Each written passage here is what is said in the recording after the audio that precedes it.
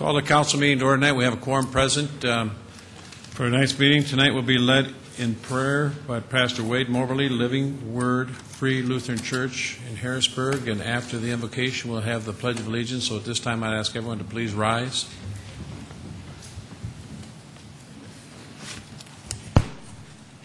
I'd like to read a Bible verse instruction from the Apostle Paul to a young pastor named Timothy, having to do with relations to the state. I think it's a good fitting verse. First of all, then, I urge that supplications, prayers, intercessions, and thanksgiving be made for all people, for kings, and for all who are in high positions, that we may lead a peaceful and quiet life, godly and dignified in every way. This is good and is pleasing in the sight of God our Savior, who desires all people to be saved and come to the knowledge of the truth. Let's pray. Father God, we thank you for tonight. We thank you, Lord, for this time together. We thank you for the work of this city. We thank you for those who have been called and elected and are committed to serving this city.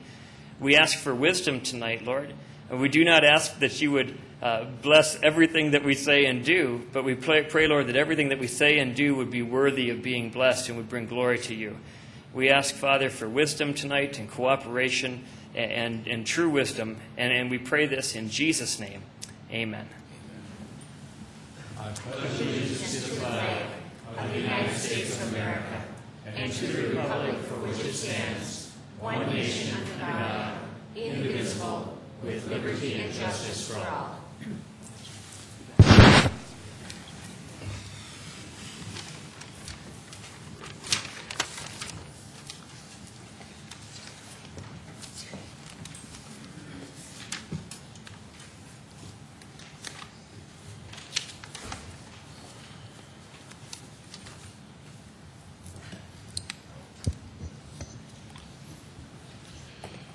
Our first proclamation, that is Motorcycle Safety and Awareness Month, so I'd ask Don Heeb. Is Don here?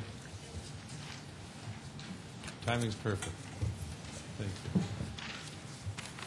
We'll just come. It reads, whereas the motorcycle has been an important part of the recreation, transportation, and tourism in South Dakota, whereas the motorcycle has contributed to governmental activities nationally, as well as locally, both in wartime and in peacetime, whereas motorcycle ownership has increased from 500,000 to over 5 million in the United States today. Whereas, as a matter of safety, it is necessary to develop skills and awareness of proper habits to handle these vehicles on our highways. Whereas, it is important that the citizens of our state be aware of motorcycles on the highways and recognize the importance of sharing the roadway. Whereas motorists should have a special awareness of the vulnerability of motorcyclists. Whereas education and safe riding habits are worthy of special recognition, and South Dakota is one of the 4 safest states for riding motorcycles in the United States. Whereas Motorcycle Safety and Awareness Weeks and months have been proclaimed in states throughout the nation. Whereas in the month of May, there is an annual renewal of motorcycling enthusiasm. Now, therefore, I, Dave Munson, Mayor of the City of Sioux Falls, do hereby proclaim May 2008 as Motorcycle Safety and Awareness Month at Sioux Falls. And thanks for coming down. We really appreciate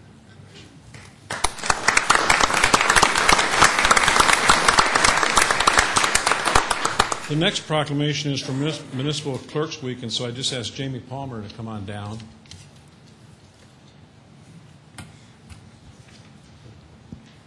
And the proclamation reads, whereas the office of municipal clerk, a time-honored and vital part of local government, exists throughout the world, whereas the office of municipal clerk is the oldest among public servants, whereas the office of the municipal clerk provides a professional link between the citizens, the local governing bodies, and the agencies of government at other levels, whereas municipal clerks have pledged to be ever mindful of their neutrality and impartiality, rendering equal service to all, whereas the municipal clerks serves as the information center on functions of local government and community, and whereas municipal clerks continually strive to improve the administration of the affairs of the office of the municipal clerk through participation in education programs, seminars, workshops, and the annual meetings of their state, province, country, and international professional organizations. Whereas it is appropriate that we recognize the accomplishments of the Office of Municipal Clerk. Now, therefore, I, Dave Munson, Mayor of the City of Sioux Falls, do hereby proclaim May 4th through May 10th, 2008 as Municipal Clerks Week, and further extend appreciation to our Municipal Clerk, Deborah Owen, and to all municipal clerks for the vital service they perform and their exemplary dedication to the communities they represent.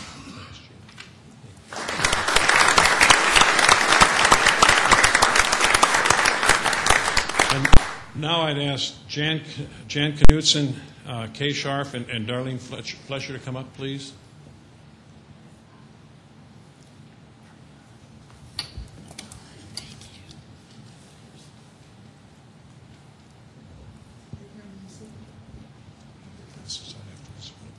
Okay, let's read this, and then we'll ask you to pass those out if you'd be that kind.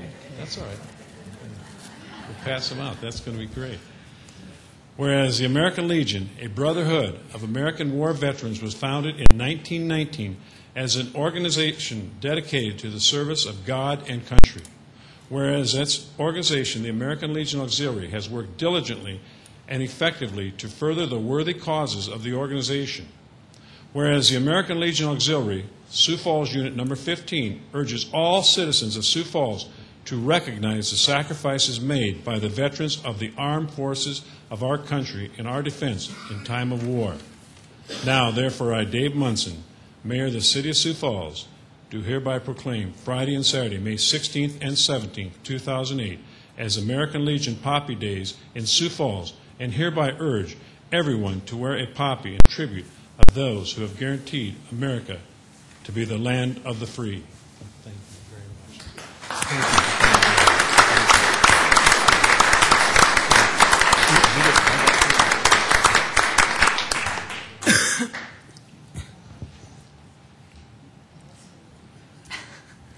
Thank you. Thank you.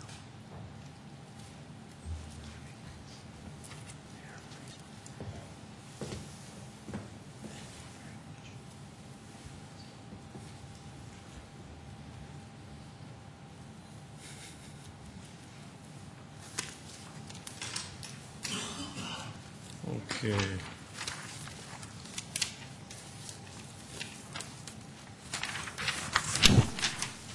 Let's get started. Is there a motion to approve the consent agenda? I so move. Knutson.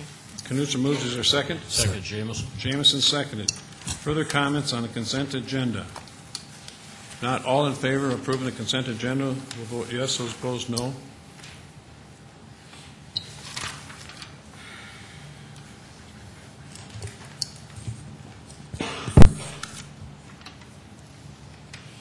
Councilmembers Jamison, Yes. Kavanaugh. Yes. Knutson, Yes. Litz, Yes. Staggers, Yes. Benega, Yes. Brown, Yes. Costello. Yes. All members present voted. The consent agenda has been approved 8-0. Now, is there a motion to approve the regular agenda? So move, Benninga. Bennigan moves. Is there a second? Second, Litz. Litz seconded. Is there any further motions on the regular agenda? I see none, so all in favor of approving the regular agenda will vote yes. Those opposed vote no. Councilmembers Jamison, Yes. Kavanaugh. Yes. Knutson, Yes. Litz, Yes. Staggers. Yes. Benega, Yes. Brown, Yes. Costello. Yes. All members present voted. The regular agenda has been approved 8-0. This is the time that we set aside 5 minutes for anyone that wishes to provide public input to the council, and we ask that you give your name and your address. And then I know there's a couple people that we have first reading to level off the second penny, and I know there's a couple people that can't be here next week when we do that. So I just ask if those people can address the council at night, and then there'll be others that will address it. So if you're not going to be here next Monday, you want to address it on the second penny, feel free to give your name and address.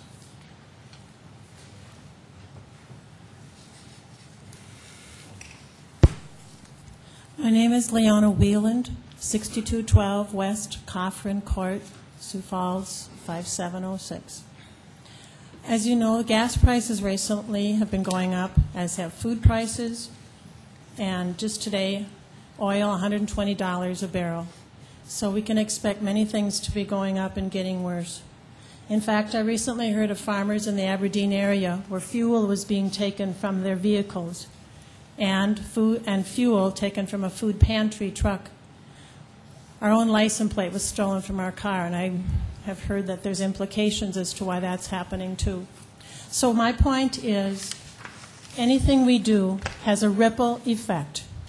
Any human contact, social interactions, all of these are actions that can be for good or not so good or evil. Thinking that pennies don't make a difference denies this truth and the implications of our own thinking and actions. For no actions exist in isolation or without a consequence. So please don't think small.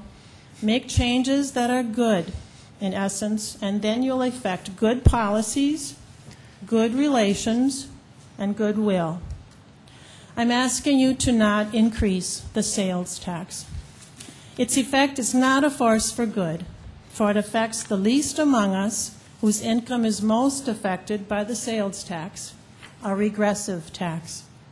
These least, about a third of our Sioux Falls children and families who are on free or reduced lunches. This tax increase that would raise an estimated $3.8 million a year would be taking around then $1 million more from these citizens every year. The unintended consequence will be taking food off the tables of those who are least able to pay for it. So please, I ask you to make good decisions, for your actions will have a ripple effect. Thank you. Thank you, Leon. Others that will not be able to be here next week that would like to address the council on that item alone? Not others that wish to address the council on other issues?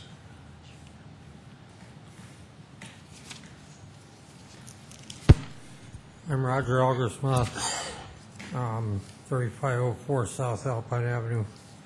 I'm going to talk about regulating the placement of casinos. I like to see something good when someone says they're going to stand up for what's right for their neighborhood. Roger, you're going to talk on the video lottery that we got coming up here? Yeah. Do you want to wait till we get to that item, if you would? Can you wait till we get here? Okay, which item is it? I don't have my reading glasses. Oh, what item is it? Let's see. It's 28. Oh, okay. Okay, thank you. Others that wish to address the council for 5 minutes, name and address, please. Name's Dennis Nelson, and I live at 3307 North Cliff. I'd like to address about the new sales tax. You can't be here next week then? No. Okay, that's fine. Go ahead. I'm stepping in for Betty today. Okay. Most of the taxes are based on a percentage like the state sales tax. The rates on sales are taxed at this percentage. The current rate is around 6%. The percentage would decrease or increase with the cost of any product. Let's take an apple that cost in 2007 was 50 cents. The tax then would have been 3 cents at the current tax rate for a total of 53 cents. Now let's take the cost of an apple, say in 2008. The cost of that apple is now $1. The tax on that apple now would be 6 cents for a total cost of $1.06. This would be an increase by 100% or an increase of 3 cents tax on that apple. As you can see, the percentage system for taxes takes care of the increased cost of inflation. This is not the case with wages. Wages do not increase with inflation, but seem to remain close to a fixed rate. With wages not keeping up with inflation, any new increase at this time would almost be destructive to the poor, homeless, and also the lower middle class. The lower middle class are now all but now homeless. The cost of energy is pushing the cost of living too high for people, and the idea of more taxes on fuel, food, and other terms that people must have in order to live, well, it's unthinkable to the working people. I ask that the council vote no on this small amount of tax Appreciate your time. Thanks, you. Dennis. Yeah. Others that wish to address the council? Mr. Mayor, Yes. can I ask him a question? Sure. Dennis?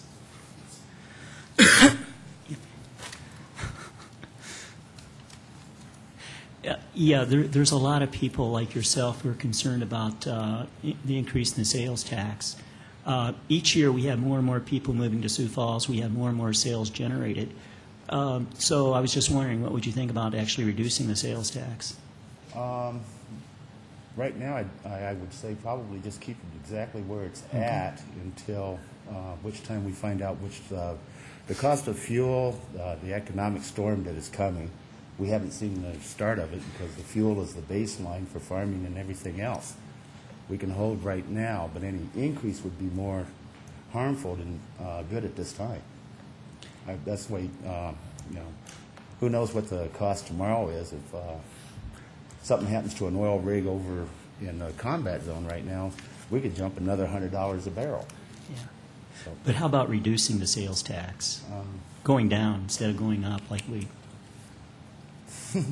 I would probably say right now to stay where it's at, but Okay. a reduction may be beneficial in helping.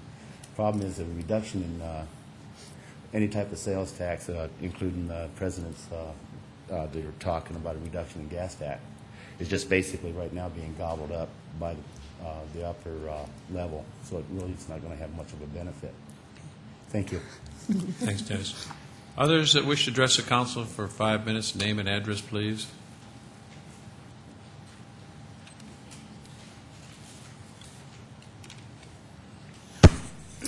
Gail Eidsvold and Bob Eidsvold, 6315 West 26th Street in Sioux Falls.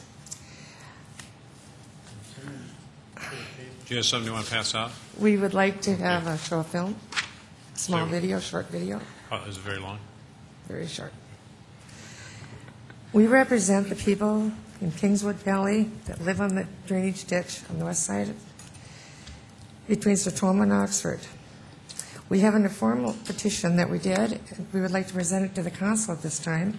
It has 47 names and addresses, and I will read it to you.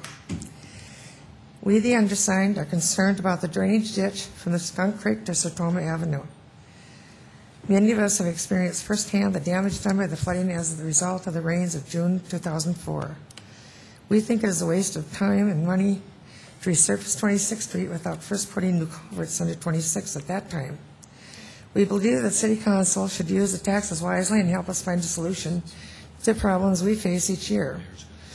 We also would like to have the drainage ditch cleaned by removing some of those cattails, trees, and debris and being maintained each year. At least once a year, come and clean it up a little bit.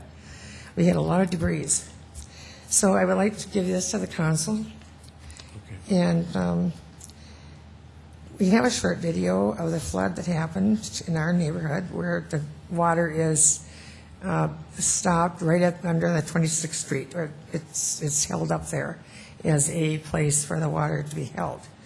Problem is, the houses are very, very close there now. There's been many built, evidently, since the time when it was designed this way. If you see this video, and then Bob can explain it better than I am, because I'm not real big on how culverts work. So I'll leave the rest to him, okay?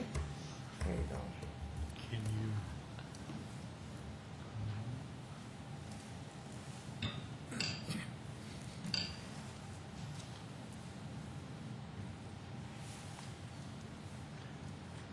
This first DVD is on the flood itself, showing that the water is held on our side and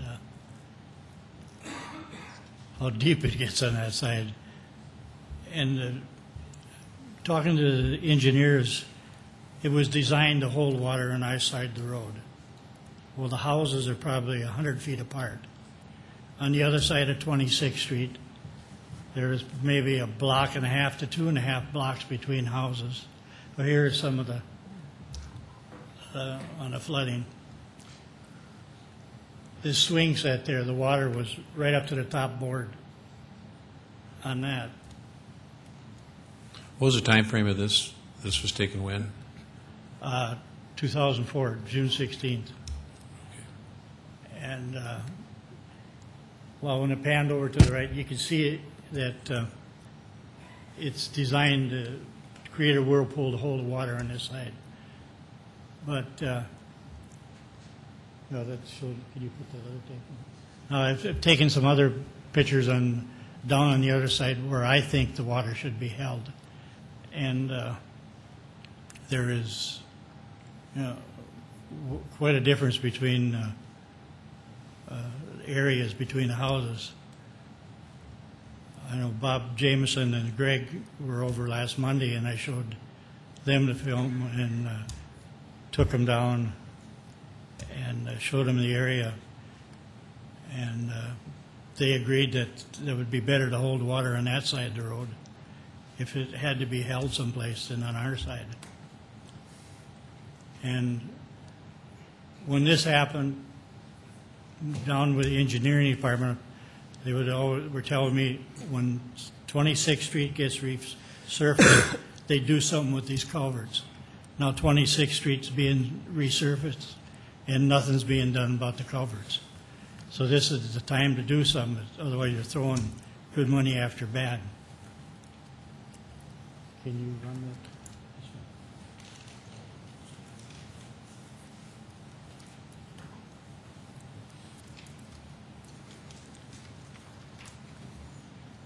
This other one just shows the more area on the other side.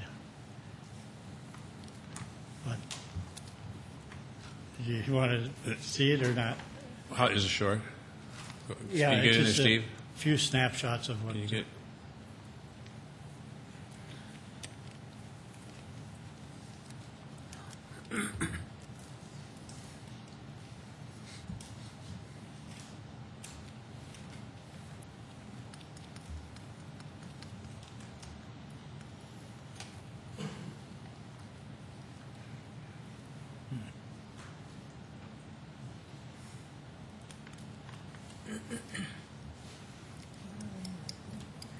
Yeah, there should be.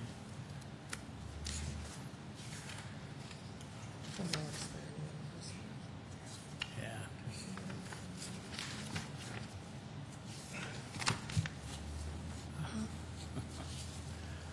I'm sorry.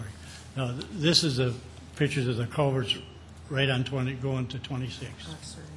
Oxford and 26. And they should be panning back down. Now this is on the other side of 26. About a block and a half down looking towards 26. This is looking across east. And this is looking north.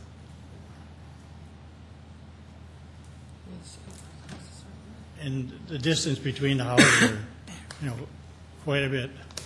Now this is where the culverts go into Skunk Creek.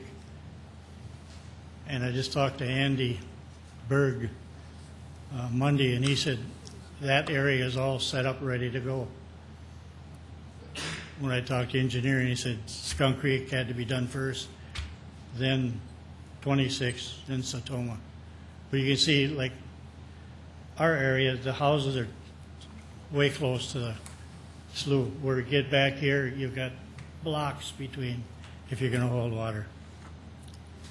So we would like you to, Mark, are you familiar with this? I just have one more thing to say. We in our neighborhood, when it rains at night, we're all up facing the floor watching the creek and hoping to heaven it won't come up.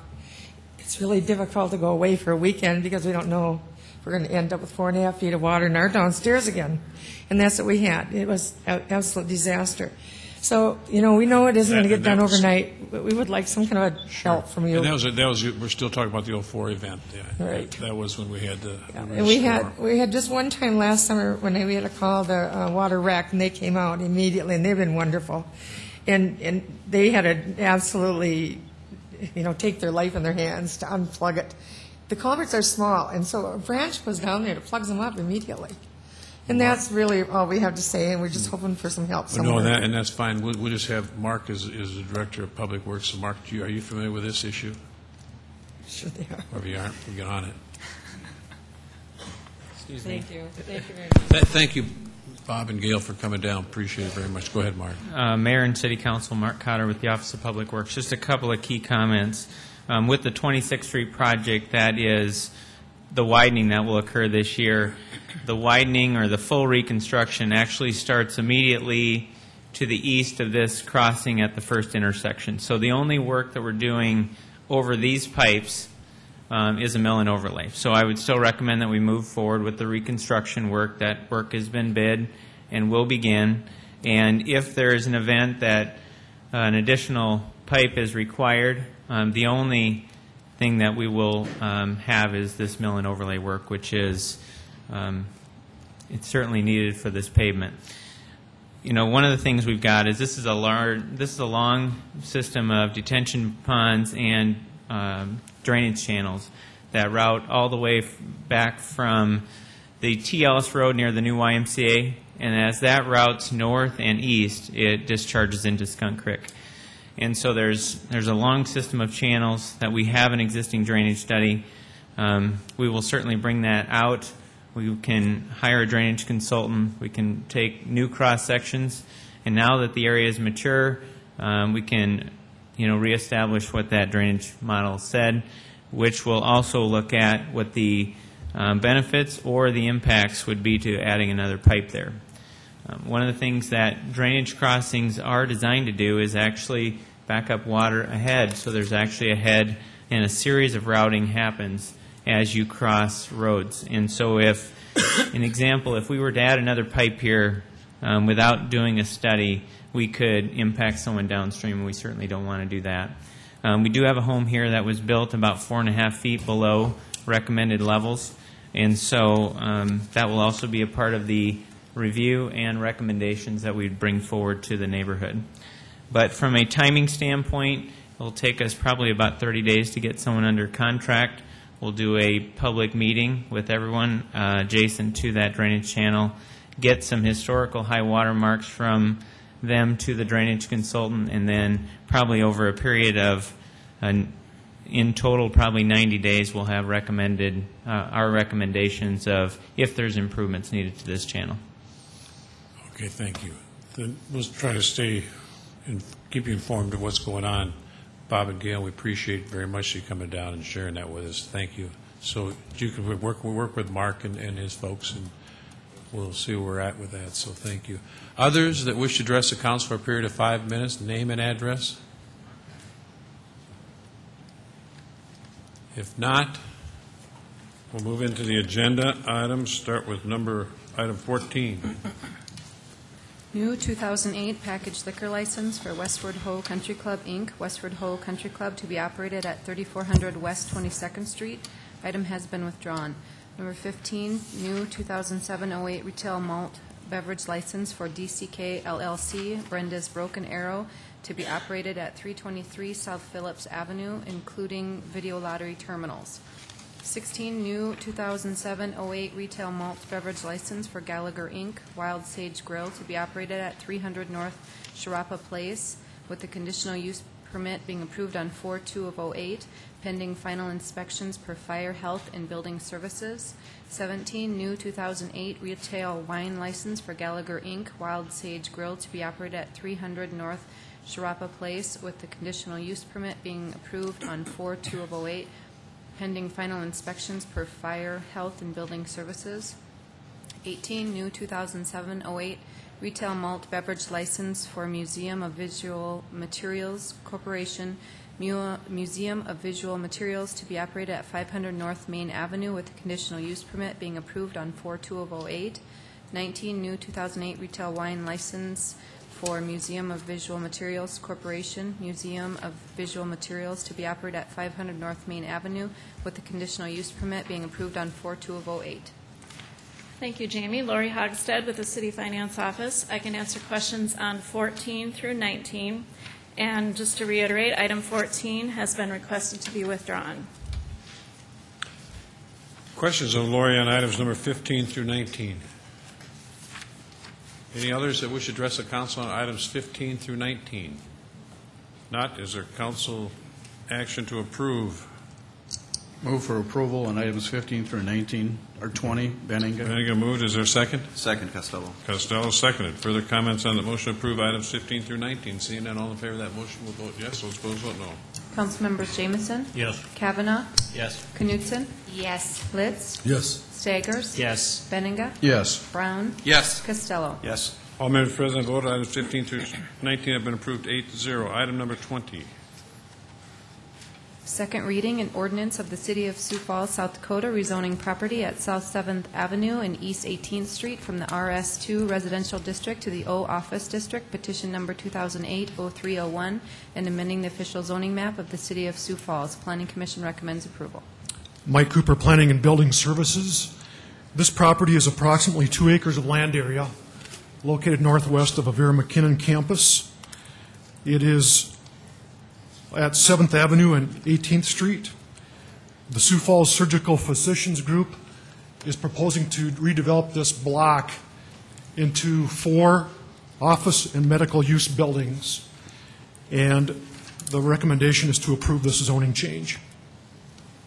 Questions of Mike on item number 20? Is there others who wish to address the council on item number 20? Is there council action? Move for approval, Jamison. Jamison moved. Is there a second? Second, Brown. Brown seconded it. Further comments on the motion to approve? I see none, so all in favor of that motion will vote yes. Those opposed, vote no. Councilmembers Jamison? Yes. Kavanaugh? Yes. Knutson? Yes. Litz? Yes. Staggers? Yes. Benninga? Yes. Brown? Yes. Costello? Yes. All members present voted. Item 20 has been approved 8-0. Item 21. Second reading, an ordinance of the City of Sioux Falls, South Dakota, rezoning property at 1/4 mile west of South Cliff Avenue on East 85th Street from the AG Agricultural District to the Grand Prairie Estates Plan Development District, petition number 2008-0206, and amending the official zoning map of the City of Sioux Falls. Planning Commission recommends approval. This is approximately 40 acres of land located on the north side of 85th Street, west of Cliff Avenue. The petitioner is Dan Lemmy, and the proposed use of this property will be for the development of 12 large single-family lots surrounding a private pond. And the northwest corner of this site is also included as the future South Dakota 100 corridor right-of-way. Questions of Mike on item number 21. Bob Jamison. Are the roads inside that development all private roads? Yes, they will be. Okay, thank you. Further questions of Mike on item 21. Others that wish to address the council on item number 21? None. Is there a motion to approve? I so move. Knutson? Knutson moved. Is there a second? Second, Litz. Litz seconded. Further comments on that motion to approve? Seeing none, all in favor of the motion will vote yes. Those opposed, vote no. Councilmember Jamison? Yes. Kavanaugh? Yes. Knutson? Yes. Litz? Yes. Staggers? Yes. Benninga? Yes. Brown? Yes. Costello? Yes. All members present voted. Item 21 has been approved 8-0. Item 22. Second reading, an ordinance of the City of Sioux Falls, South Dakota, rezoning property at South Minnesota Avenue, South Spring Avenue, and South Duluth Avenue between West 31st Street and West 33rd Street from the C2 General Commercial and the RA1 Residential District to the Chesterman Plan Development District, petition number 2008-0320, and amending the official zoning map of the City of Sioux Falls. Planning Commission recommends approval. This is approximately 3 acres of land that's being impacted by the rezoning request along South Spring and South Duluth. We have been working with the property owner, Coca-Cola Bottling Company, to update the zoning to reflect the current land uses. Questions of Mike on item number 22. Others that wish to address the council on item 22. Is there a motion to approve? So moved, Litz. Litz moved. Is there a second? Second, Brown. Brown seconded. Further comments on that motion? Seeing none, all in favor of that motion will vote yes. Those opposed, vote no. Councilmembers Jamison? Yes. Kavanaugh? Yes. Knutson? Yes. Litz? Yes. Staggers? Yes. Benninga? Yes. Brown? Yes. Costello? Yes. All members present voted. That item has been approved 8-0. Item 23. Second reading, an ordinance of the City of Sioux Falls, South Dakota, rezoning property at 501 South Dodge Avenue from the I-1 Light Industrial District to the RS2 Residential District, petition number 2008-0313, and amending the official zoning map of the City of Sioux Falls. Planning Commission recommends approval. This property is an existing single-family residence located along Dodge Avenue, which is between 12th and 14th and west of Marion Road. The homeowner is currently in the process of selling this residence and so we are correcting the zoning to reflect the current single-family land use. Questions of Mike on item number 23? Others that wish to address the council on item number 23? Is there a motion to approve? Move for approval, Benninga. Benninga moves. Is there a second? Second, Litz. Litz seconded. Further comments on the motion? Seeing none, all in favor of that motion will vote yes. Those opposed, vote no. Councilmembers Jamison? Yes. Kavanaugh? Yes. Knutson? Yes. Litz? Yes. Staggers? Yes. Benninga? Yes. Brown? Yes. Costello? Yes. All members present voted. Item 23 has been approved 8-0. Item 24. Second reading, an ordinance of the City of Sioux Falls, South Dakota, rezoning property at 2015 and 2019 South Norton Avenue from the RS2 Residential District to the S Institutional District, petition number 2008-0303, and amending the official zoning map of the City of Sioux Falls. Planning Commission recommends approval. This property is about 4/10 of an acre. The applicant is Sioux Falls Seminary. This will be part of their building complex that will also include parking. And this also takes into account the vacated portion of West 29th Street that was approved by City Council action. Questions of Mike on item number 24? Others that wish to address the council on item number 24? Is there a motion to approve? So moved, Litz. Let's move. Is there a second? Second, Jamison. Jamison seconded. Further comments on that motion? Seeing none, all in favor will vote yes. Those opposed, vote no. Councilmember Jamison? Yes. Kavanaugh? Yes. Knutson? Yes. Litz? Yes. Staggers? Yes. Benninga? Yes. Brown? Yes. Costello? Yes. All members present voted. Item 24 has been approved 8-0. Item 25. Second reading, an ordinance of the City of Sioux Falls, South Dakota, rezoning property at 26951 South Cliff Avenue from the Grand Prairie East Plan Development District, RS2 Residential, RD Residential, and the AG Agricultural Districts to the RS2 Residential, RC Recreation Conservation, and the Grand Prairie East Plan Development Districts, petition number 2008-0205, and amending the official zoning map of the City of Sioux Falls. Planning Commission recommends approval. This property is located on the west side of South Cliff Avenue between 77th and 85th Streets. The petitioner is Don Nix, and the proposed use, which will involve just under 90 acres of land, would include about 25 acres for single-family residential, approximately 34 acres for detention and drainage purposes, and about 30 acres will be for future commercial plan development. Questions of Mike on item 25? Others that wish to address the council on item 25? So motion to approve? Okay, Yes. excuse me. Yeah, Mike, that detention ponds, I think you mentioned before that the city would be paying for that. How much will we be paying for the land for the detention ponds? We would typically go through an appraisal process, and then that would determine the value of the land. Okay.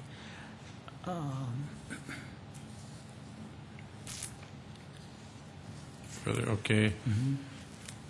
Is there further questions? Is there a motion to approve? Move for approval, Jamison. Jameson moves. Is there a second? Second, Benninga. Benninga seconded. Further comments on the motion to approve? Seeing none, all in favor of that approval will vote yes. Those opposed, vote no. Councilmembers Jamison? Yes. Kavanaugh? Yes. Knutson? Knutson? Yes, sorry. Sorry, I'm daydreaming. Litz? Yes. Staggers? Yes. Benninga? Yes. Brown? Yes. Costello? Yes. All members present have voted. Item number 25 has been approved 8-0. Item 26. Second reading, an ordinance of the City of Sioux Falls, South Dakota, rezoning property at East Madison Street and North Powderhouse Road from the AG Agricultural District to the Canterbury Heights East PD, RD, RS2, and the RA1 residential districts. Petition number 2007-1220, and amending the official zoning map of the City of Sioux Falls. Planning Commission recommends approval. This is approximately 120 acres of land located on the north side of Madison Street and west of Powderhouse Road. This is a proposal for Canterbury Heights East, which will mirror the Canterbury Heights development going on west of this property. We've been working with the landowner, Brian Bauer, to divide this property up into their development plans that will include the north 84 acres for residential, single-family, as well as multifamily, and the southern 40 acres will be part of a planned development district that will include a variety of commercial, office, and higher density residential uses. Questions of Mike on item number 26? Others that wish to address the council on item number 26? Is there a motion to approve? Move to approve, Litz. Litz moved. Is there a second?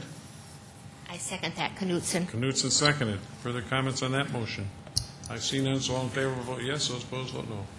Councilmembers Jamison? Yes. Kavanaugh? Yes. Knutson? Yes. Litz? Yes. Staggers? Yes. Benega? Yes. Brown? Yes. Costello? Yes. All members present voted. Item 26 has been approved 8-0. Item 27. Second reading, an ordinance of the City of Sioux Falls, South Dakota, a major amendment petition number 2008-314 to Chapter 15.45.070 Plan Development Districts at Willow Run Plan Development District, amending the official zoning map of the City of Sioux Falls. Planning Commission recommends approval. This is approximately 7 acres of land. The petitioner is Dr. Richard Cheddar. It's located on the northeast corner of Willow Run Golf Course, and this zoning would allow the property to be developed into future single-family residential uses. Questions of Mike on item 27? Others that wish to address the council on item number 27? Is there a motion to approve? So moved, Litz. Litz moved. Is there a second? Kavanaugh seconded. Further comments on that motion? Seeing none, all in favor of that motion will vote yes. Those opposed vote no. Councilmembers Jamison? Yes. Kavanaugh? Yes. Knutson? Yes. Litz? Yes. Staggers? Yes. Benega? Yes. Brown? Yes. Costello? Yes. All members present have voted. Item 27 has been approved 8-0. Item 28. Second reading, an ordinance of the City of Sioux Falls, South Dakota, amending the revised ordinances of the city by defining a full-service restaurant and revising conditional use standards for on-sale alcohol establishments. The Planning Commission recommends approval. This is a proposed amendment to the city zoning ordinance that would establish a new land use category of full-service restaurant that would have a separate land use approval process from other on-sale alcoholic beverages establishments. As we presented this to the council at first reading, we indicated that we would be proposing some additional amendments based on input that we've had from both council members as well as other citizen involvement. We are continuing to look at those amendments, and we have 3 of those that we are considering. We would like to request deferral of this for 1 more week, just to make sure that there's been an adequate time to review these additional amendments. And those additional amendments would modify the definition of full-service restaurant, would also propose to remove the video lottery 2,000-foot placement from application to a full-service restaurant locations, and then also would slightly modify the way that we calculate the 2,000-foot spacing for video lottery establishments so that it's consistent with what's in the current ordinance. And staff is recommending, we're asking for another 1-week deferral of second reading. Dee, go ahead. Well, I realize that, you know, in addition to what Mike, or what Mr. Cooper has said, that also I understand the governor's office is interested in having a little bit more time to review what we're doing. And I guess I just would like to say that although I do think it's very important for our great city to have a good working relationship with the governor, I do not think that it is necessary for the city council to wait for the governor's approval of our proposed ordinances. So I will be voting against the deferral. Further, Kevin? Mike, you laid out 3 proposed amendments, and I don't know if the council have those in front of us. So would it be possible to get those amendments? Because certainly if we do vote on this tonight, I'd like to see those in advance. Secondly, it's my understanding, and I believe I'll probably address this to the city attorney's office. It's my understanding that the letter prompted you to go to visit with the Secretary of Revenue and the Governor's Chief of Staff last week. And it was my understanding that they indicated that with the proposed amendments that are on the table tonight, that they would not object to this ordinance. Is that a fair statement? I think that we had a very good conversation, and they seemed to understand our process and felt that they could remain neutral, but they wanted to discuss it with the governor, and they've not had that opportunity.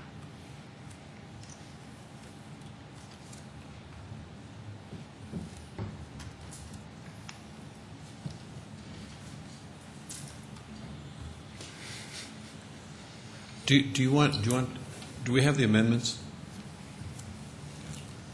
Do we have those? Yes, they were emailed to you today. Why don't we just take a short little break here, just a couple minutes, to see if we get them out to everybody, to see what they want to do. What time were they emailed to us, Mike? We'll take about a 5-minute break here to see if we can get them. It's from the...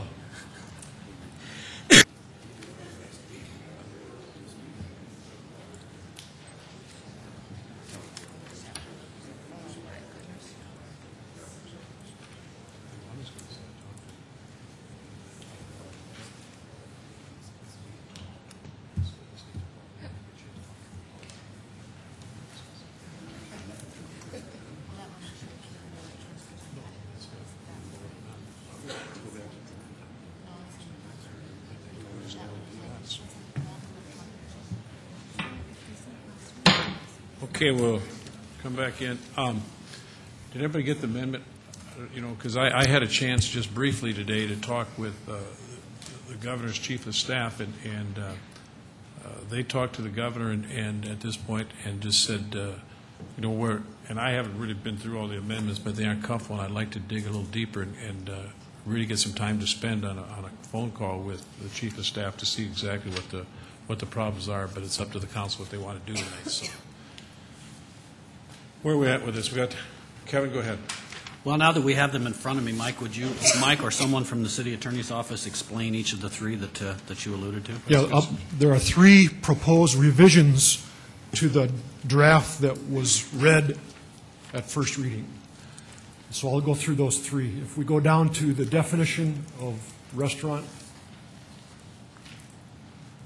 full service, we're proposing to strike the term incidental and then delete the last portion of the last sentence.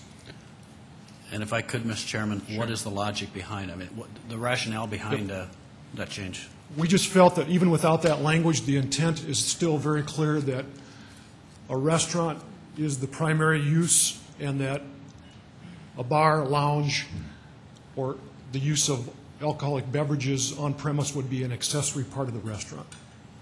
So we felt that by striking that language, it's still clear that the key word there is accessory, and that's the term that we use in our conditional use process, that it's accessory to a restaurant. Accessory is a term that we use quite liberally in our current conditional use standards. And we seem to have had some issues over the years as to whether or not something is or isn't accessory. Again, what does the term accessory mean? Accessory means that the primary use is for the sale of food, and an accessory use would be the sale of alcohol. Further questions? The next proposed change would be to remove the language that was proposed to be added that would apply the video lottery placement to full-service restaurants. And we're proposing to remove that language from the amendment, so that if you meet the definition of a full-service restaurant and you have on-sale alcohol, you would not be required to follow this standard. If you don't meet the definition of a restaurant, then you would still have to meet this standard for on-sale alcohol. And then the third change at the very end,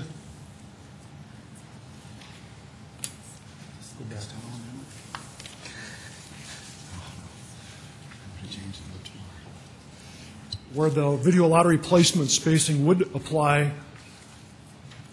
we had an error in the terminology as far as how you measure that distance. And so this makes it consistent with what's currently in our city ordinances on how that distance is measured. So we struck out the term property line to property line. Those are the 3 revisions that we've been looking at that would be different from the version that you saw at first reading. Questions of Mike on the amendment? amendments. Go ahead, Kevin. With regard to the second proposed amendment, the striking of the placement requirement in that section of the ordinance that defines full-service restaurants, I'm having trouble understanding why we would take it out of that one, but keep it in the following section, which is the conditional use standards for alcohol establishments. Because even though it is defined as a full-service restaurant, there is an alcohol element, an accessory element or use, but there is an alcohol use in that full-service restaurant. Are we not being inconsistent by saying, well, if you're a full-service restaurant, you can have this, but if you're not, you can't? And again, I believe that was the intent, is to come up with a new definition for full-service restaurants that would have a different process for approving land use locations than bars and casinos. I understand that concept, but are we being inconsistent by allowing a specific use, in this case video lottery, in one establishment simply because it's defined differently than another establishment? Mayor, if I could answer that. And I'll answer that from my discussions with the planning staff that worked on this ordinance. And again, I will say this ordinance was not drafted to regulate video lottery. It was drafted to create a new definition for restaurants and to deal with the placement of where the city would like its alcoholic beverage licenses to go. This ordinance recognizes two things. First of all, that the concentration of restaurants in a strip mall or a neighborhood has no negative connotations for the neighborhood or for the city. However, the concentration of liquor establishments in a neighborhood or a strip mall lifestyle center may.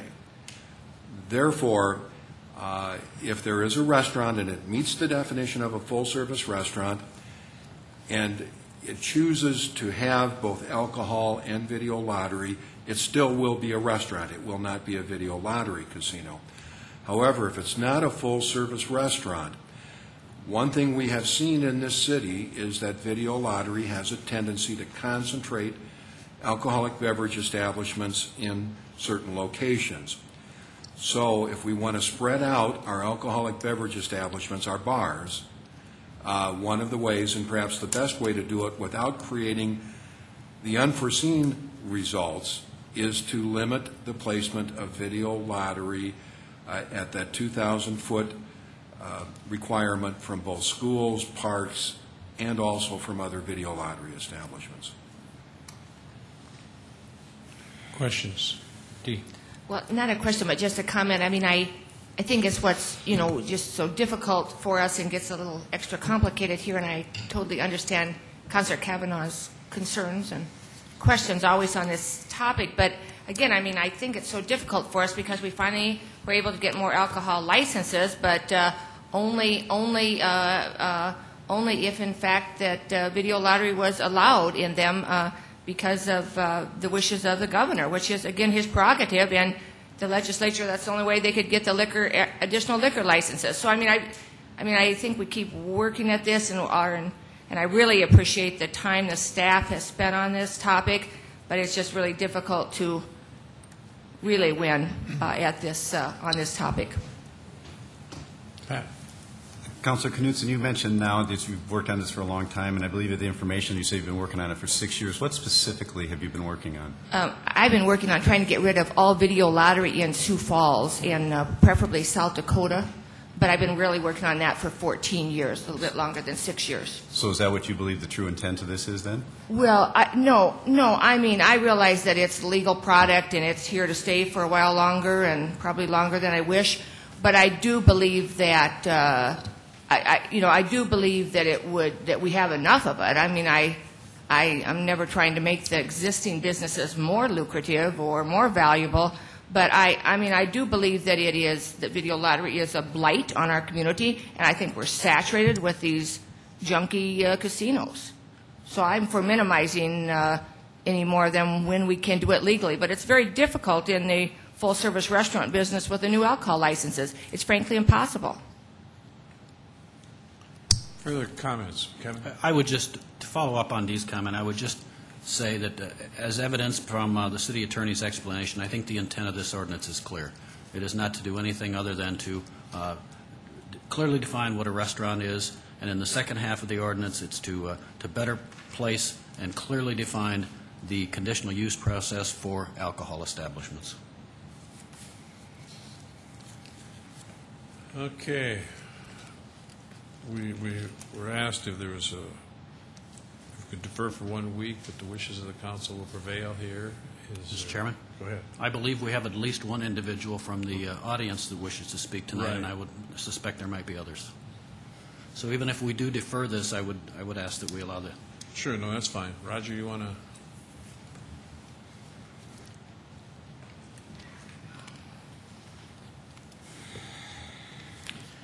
Roger Eldersma, 3504 South Alpine.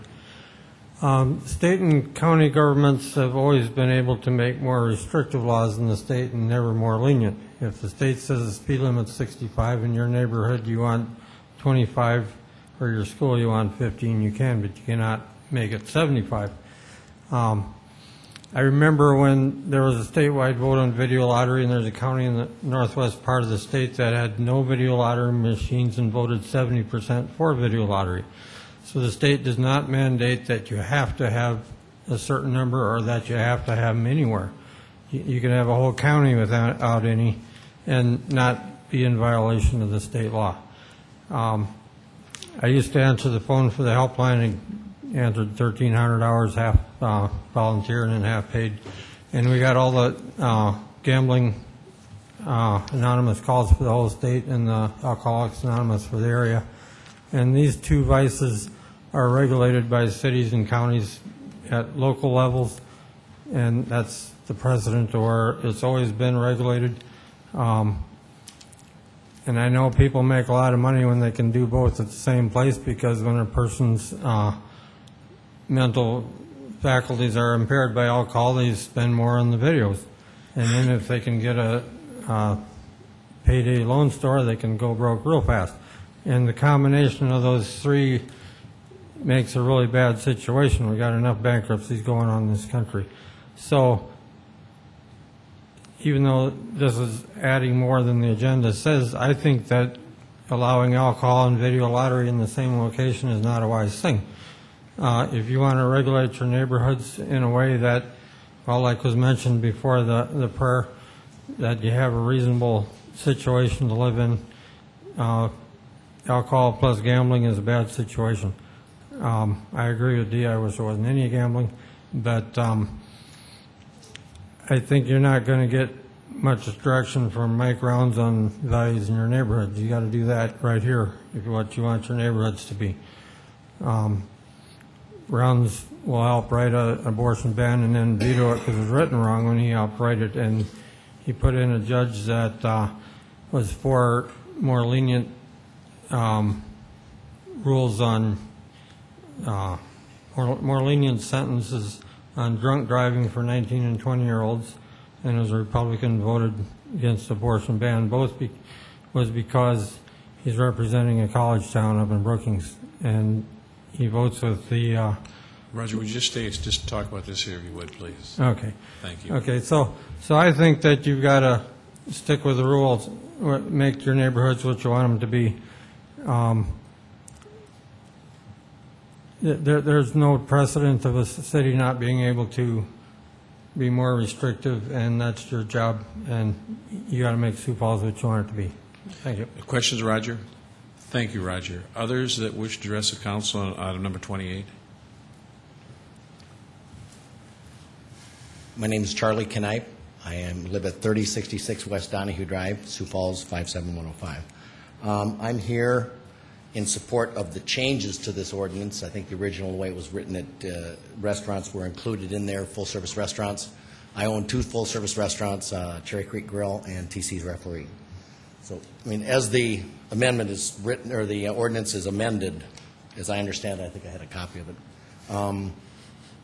I support that change because we're not a video lottery establishment. We have it as an ancillary accessory use or whatever the use is. I also did want to say this is the first time I've had to deal with city government, and I was actually pretty impressed that the website made it pretty easy for me to contact people. And I was actually really impressed that I was able to get a hold of every one of the council members, the city attorney, and the mayor, and actually got a chance to either discuss or leave my opinions, and met with some of them in person and some of them by phone, some of them even during the tornado watch. We won't tell you which one that one was. But I do, as far as this is, this, it's a restaurant does have video lottery. It has alcohol. But it is a neighborhood place. We're not open till 2. We're open till 11 or 12. We serve food from 11 on. And we open up at 11. So I just want to be classified as a full-service restaurant. Questions of Charlie? Thank you very much. Others?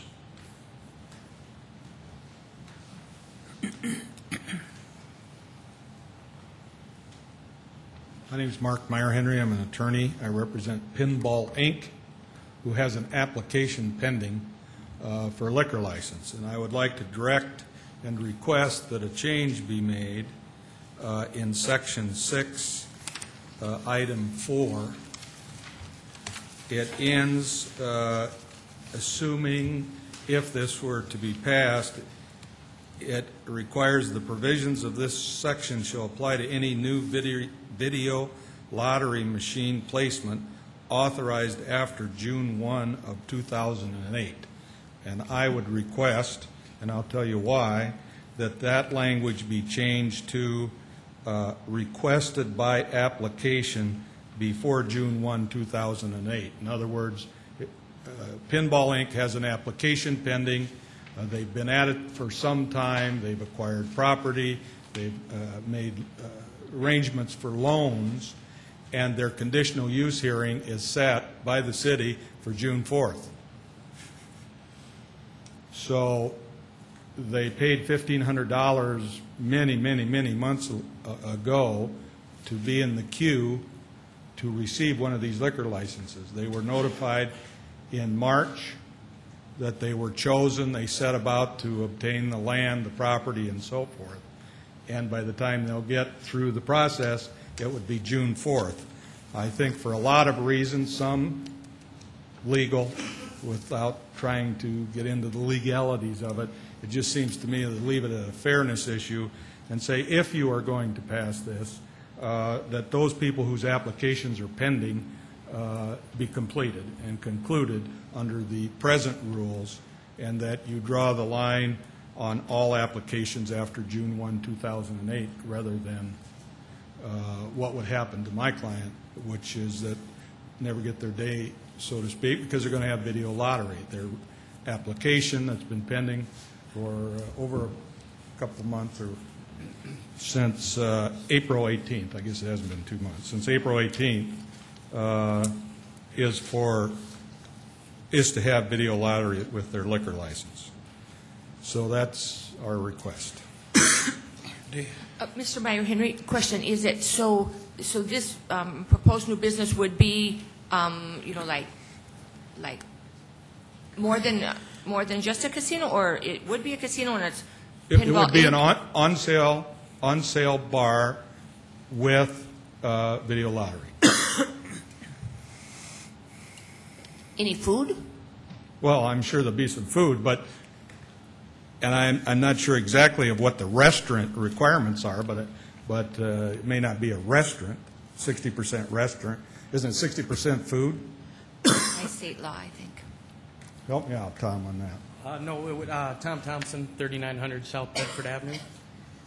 We would have a kitchen, but it'd be minimal food. We're not in the food business, but we do provide food. Okay. Tom, what is the address of the establishment you're opening? What is the address? Roughly 18th and Marion. There's no, help me out here, there's no address given to you until you apply for a building permit, I believe is correct. So when you put your name in the list, when you put your name on the lottery, what address did you use? Because that was a requirement of having your name on the list. What address did we use? I have to look at this here. My father filled it out, and he's not here tonight with us.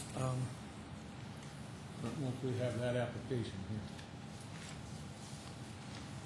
I can't honestly answer that one, just because, you mean in terms of where we were going? Yes, It would have been 18th and Marion. that was on your application. That would have been on the application. Why is it taking so long now to establish the exact location and get your building? We were given 45 days when Lori told us we got the license from the lottery at the city. From then, we had 45 days to find a piece of land, get it under contract, and submit a building plan. I understand that, but you said find a piece of land. The land, you already knew where you were going to be. That was my point. It shouldn't take you that long if you already know where you put your video lottery or alcohol establishment. That was the purpose of having the list of known locations where the applicants were going to place these licenses. That's correct, but I can't keep a piece of land under contract for a year's time. Okay. Further questions? Mark, would you repeat one more time what you think should be amended if it goes? Simply, as with many statutes that are passed, that all applications, well, the language would be, shall apply to any new video lottery machine placement requested by application. The provisions of this section shall apply to any new video lottery machine placement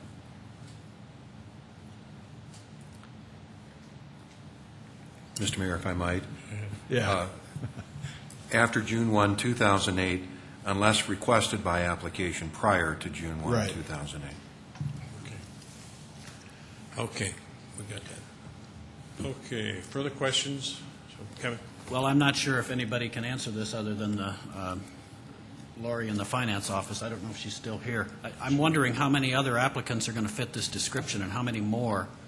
Before I agree to that type of a change, I'd like to know what the impact is going to be on our licensure. Mr. Mayor, there were 4 licenses that were available and were issued from our list. One of those went to Joey's Seafood, Which we and already. one went to Doug Hendricks. This would be one, and I'm not sure the status of the other one, but those would be the licenses that would be impacted. If it's deferred, we'll get it for you, Kevin. Pat? That was my comment, that if we defer this a week, we can have time to research all those that are affected. So. Bob Jameson.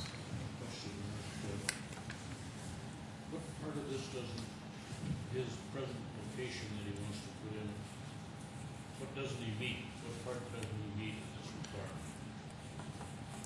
Well, the 2,000 feet. From another video lottery? Right, from another video lottery. I mean, this is kind of an aside, but having looked at the map, one of the problems is going to be twofold. One is this application has somebody within 2,000 feet. And then the second thing is, will it become a non-conforming use the minute, will you create all these non-conforming uses here in town? And how is the city going to handle it today?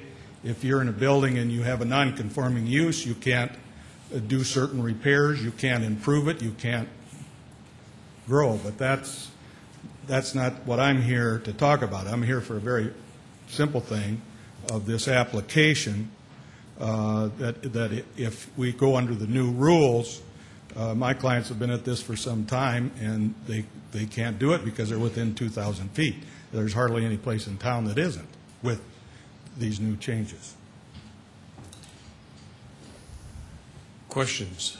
Okay. I think he's within 2,000 feet of the park also. Yeah, I just know from looking at I assume, the way I read this is not just schools and parks, it's all other video lottery licensees, so, that, I assume that's what it means, so I don't know where you could put one. I don't think you could, well, I don't know. I haven't looked at the map. Thank you. Kermit? Yeah, I guess since you're talking about this issue of video lottery machine placement. Any thoughts on the constitutionality of this section? Well, I just want my client who's here tonight, I mean, that's a secondary issue. Yeah, I have an opinion, but I'd rather not share it. Further questions? Not others that wish to address the council on item number 28 and the proposed amendments. Come forward, give your name and address.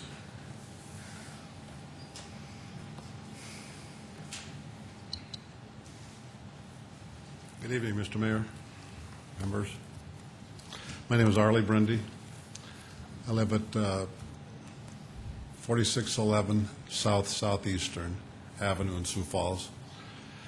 I'm a lawyer. I have clients who are in the food business, video business, beer business, liquor business. I'm here to speak against what you're proposing to pass, either tonight or next week or whenever. To me, it's obvious that we have an ordinance here that's called defining a full-service restaurant and revising conditional use standards for on-sale alcohol establishments. I totally understand the full-service restaurant. That was a big issue in Pierre, day after day, week after week, month after month. It's necessary. The name of this ordinance ought to be defining a full-service restaurant and keeping video lottery machines 2,000 feet apart, by keeping all the bars 2,000 feet apart, because that's what this says. I've been to the informational meetings, and if you look at the map, I think Mr. Costello said, "Can I see a map?" The map is virtually impossible to find a loop, any spot to put any bar or video lottery beer bar in Sioux Falls, because at the 2,000 foot from churches, schools, other videos, other bars, other beer places, there's no place left. You have now another reason why I say you really have to understand what the second half of this ordinance says. You have 1559-306, no undue concentration. You have that now. You have children frequent. You have that language now. Now it says unsupervised. Compatible with surrounding uses. You have those. It's obvious what the second half of this ordinance is when you add and video lottery 2,000 foot exclusion. This is a half restaurant and half video lottery ordinance. So let's, if we're going to vote for it, let's admit what it is, because we all know that's what it is.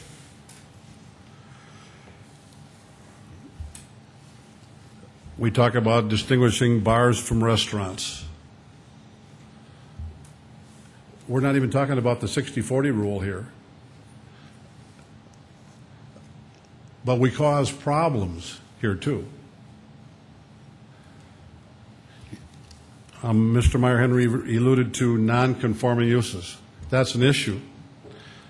I think Mr. Costello asked at one of the two meetings, do we have some unintended consequences that can flow here? This 2,000 foot rule, when it deals with every bar and every beer place, which covers almost the entirety of Sioux Falls, what you're saying is, you have a place, and I'm your landlord. And there's no place else for you to go, because you'll be within 2,000 feet of a church, a school, a playground, another video place. There's no place for you to go. So I'm your landlord, and I say, your lease is up, and your rent was $1,000. Now, your lease rental is going to be $2,000 because you have no place else to go. No, as a matter of fact, I think it's $3,000. That's an unintended consequence. I couldn't think of all the unintended consequences, but you don't need 2,000 feet between these licenses to protect yourself. Sioux Falls is a wonderful community. We all love it. That's why we're here. It does a fine job. It makes a lot of money for the state, and the state was kind enough to say, let's go along with the restaurant license. So I propose to you that the Department of Revenue has not said, we don't have a problem with this. They do have a problem. They're just not here against it. It's sort of like saying, you guys figure it out, we'll decide later what we're really going to do. The governor hasn't said yet. But this needn't go to the Supreme Court. This needn't go to Circuit Court. You don't have to have a 2,000-foot rule between every video lottery establishment to have a fine city with a good police department, good law enforcement, good Department of Revenue. You don't need it. My dad said, if you don't need it, don't pass a law just because you think one. You pass one because you got to have one.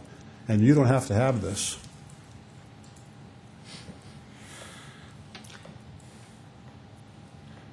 I can't stress on you my strong feeling that video lottery is here and it's here to stay, and you can handle all the licenses, what I call the whiskey license and what I call the beer or wine license, by saying there'll be no undue concentration, the children won't frequent, and it's compatible with the surrounding areas. So don't paint yourself into a hole here by saying, oh, we got another unintended consequence. Because they're out there and they're going to happen. You don't need this. So don't do it. It ain't broke. Thank you. Questions, Arnie? Kermit? Yeah, I'll just go ahead and ask the question I asked earlier, Mr. Meyer-Henry. What do you think about the paragraph 4 there about the constitutionality of that? I know everybody has maybe a different opinion, but from your perspective, from your background, what do you think? I think Mark and I believe there's a serious issue here of constitutionality. But I haven't read all the cases. I think it'll be determined. Someone will determine, if you pass this ordinance, whether or not it's constitutional. And I don't think you need it. I don't think you need that lawsuit. I think Sioux Falls is great. Further questions of Arlie?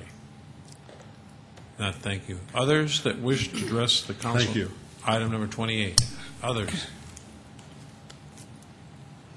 Not? What is the wishes of the council? Mr. Mayor, I'd move for a one-week deferral on item number 28. Okay, that's a motion. Is there a second to that motion? Second, Jameson. Jameson, second. Mr. Mayor, if I might, and I understand where people are coming from and where their opinions are, and frankly, I understand both sides. I also understand the concern that people have about the governor's opinion. But matter of fact, we've been debating this conversation for years. In fact, I think it's one of the first things we talked about when I came onto the agenda almost 6 years ago. We are partners with the state. To wait 1 week is not going to make any big difference. There's absolutely no reason for us not to be patient, because we do have to get along, whether we like it or not, in projects that we work together with the state of South Dakota. And to show some professional courtesy to wait a week, I think, is the appropriate thing to do. So I would hope that you would support the deferral. Further comments on the motion to defer until May 12th, right? May 12th. Seeing none, all in favor of the motion to defer until May 12th will vote yes. Those opposed will vote no. Council members Jameson? Yes. Kavanaugh? Yes. Knutson? No. Litz? Yes. Staggers? Yes. Benninga? Yes. Brown? Yes. Costello? Yes. All members present voted 7 yes, 1 no. Item 28 has been deferred until May 12th. Item 29. Second reading, an ordinance of the City of Sioux Falls, South Dakota, correcting clerical errors in certain rezoning ordinances.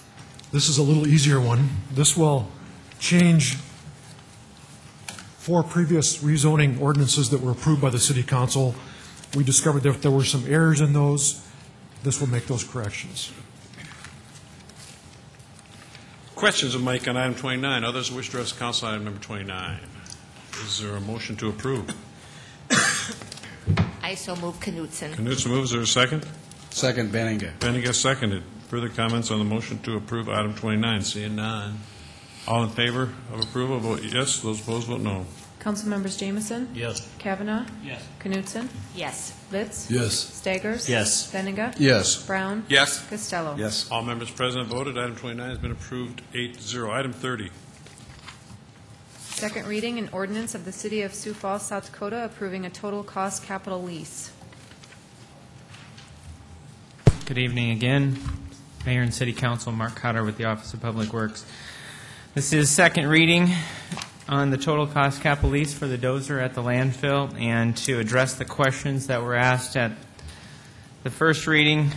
First of all, what's included in the service and warranty package that will come with the total cost capital lease? The servicing will be the routine servicing of all the fluids at 250-hour interval up to 10,000 hours. That's the expected usage over the 5-year period. The warranty covers all major repairs up to 7,500 hours, and that's also included in the total cost capital lease. City's costs will be fuel, cutting edges, track wear pads, wear pins, and damage to equipment like mirrors and things of those natures. So one of the things that we've seen over time is that with the heavy equipment is that when we have the vendor service them, they're number one, they're equipped with their large service rigs, but they also, when we do move to surplus them, they've got a detailed servicing record. Every service, all the oil samples are sent in for analysis, and so they can start to see if there's an unconditional wear starting to happen. So I would ask you to support. Questions of Mark on item number 30. Others that wish to address the council on item number 30? Pat? Mark, can you purchase a service agreement separately? So if we were to buy the equipment outright and just buy a service agreement? Possibly. You know, one of the things we talk about that you can potentially purchase separately is the financing package, but we don't typically see the servicing separate, because if it is a specific brand, then that vendor has trained their service technicians on their electronics, their piece of equipment. So it may be possible. I don't think I would recommend it. Further questions? Others that wish to address council on item number 30? If not, is there a motion to approve? I move for approval of item number 30, Knutson. Knutson moves. Is there a second? Let's second. Let's second it. Further comments on that motion? Seeing none, all in favor of the motion to approve, vote yes. Those opposed, vote no. Council members Jameson? Yes. Kavanaugh? Yes. Knutson? Yes. Litz? Yes. Staggers? Yes. Benninga? Yes. Brown? Yes. Costello? Yes. All members present voted. Item 30 has been approved 8-0. Item 31. Second reading, an ordinance of the City of Sioux Falls, South Dakota, approving a capital lease. This is the second reading for the capital lease. The difference of this and the dozer is that we will not be bidding the servicing with these 5 machines. These are rolling stock that our fleet division can easily service. And so what will be included in the bid package is a 12-month warranty period that will come on these machines, and they will have the same types of costs that we'll see with the dozer, the things that wear, the cutting edges, if glass gets affected, things like that. Those will be costs of the city. In 2007, we surplused 2 older motor graders. In 2008, we'll surplus 2 more 1984 models, and one of our rental machines will go back. So this is a 5-for-5 exchange. Questions of Mark on item number 31? Others that wish to address the council on item 31? Is there a motion to approve? Move to approve. Brown. Brown moved. Who seconded? Second, Litz. Litz seconded it. Further comments on motion to approve? Seeing none, all in favor of the motion, vote yes. Those opposed, vote no. Council members Jameson? Yes. Kavanaugh? Yes. Knutson? Yes. Litz? Yes. Staggers? Yes. Benega? Yes. Brown? Yes. Costello? Yes. All members present have voted. Item 31 has been approved 8-0. Now, we're going to set the hearing date for items 32 through 34. This is the first reading on these items, and so they will be explained, and it's time for the council to ask questions, and then we save the public input until next Tuesday on the second reading. So with that, let's go to 32. First reading, an ordinance of the City of Sioux Falls, South Dakota, amending the revised ordinances of the City of Sioux Falls, South Dakota by revising boundaries for voting precincts. Good evening. Just to let the council know, the council actually took action on splitting those precincts some time ago, but there was a couple of property line boundaries that we needed to adjust per the county auditor in Lincoln, and so you've actually really done the major work of this prior. We're just kind of refining those legal descriptions on that precinct. Thank you. Questions of Deborah? Okay, let's go to 33 then. First reading, an ordinance of the City of Sioux Falls, South Dakota, amending the revised ordinances of the city by increasing the sales tax from 0.92% to 1% of the gross receipts of all persons engaged in business within the jurisdiction of the city and county. Do you want to go ahead, Bob? This is a cooperative effort between the administration and some council members to provide funds for the development of project-driven streets and improve the infrastructure today and to meet the needs and the future growth.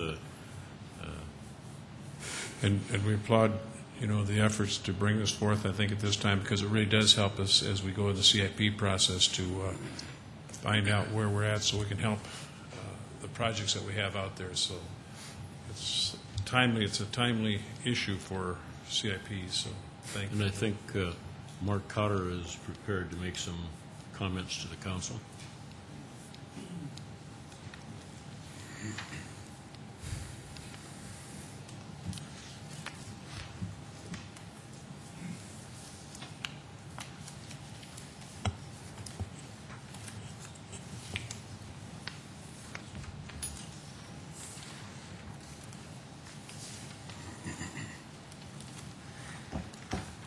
Okay, good evening again. Just have a few slides here to give some additional background on the second penny sales and use tax, leveling it off to a full cent. Please advance. Okay, we are, as you know, the second penny sales and use tax is the funding mechanism that we develop and fund the capital improvement program. Developing long-term funding solutions to plan, maintain, and construct sustainable infrastructure is the focus of these funds. To give a snapshot of some of the key timelines that have occurred with the second penny sales and use tax, in 1984, the City of Sioux Falls started collecting second penny. In 1989, legislature broadened its use to use these funds for things other than capital street projects, which would include things like debt service, other capital projects like parks, fire, police, those types of items to broaden its use. In 2004, with a definition change, the state broadened its use and adjusted the rates to be revenue neutral. And in 2008, we are recommending to level off second penny to a full cent.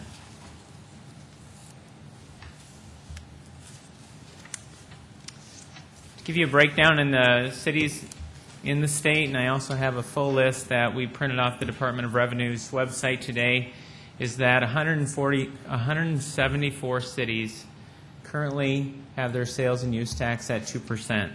5 cities have not leveled off to a full cent that became revenue neutral, and those cities are listed there: Canova, Crooks, Interior, Mission, and Sioux Falls at those respective rates.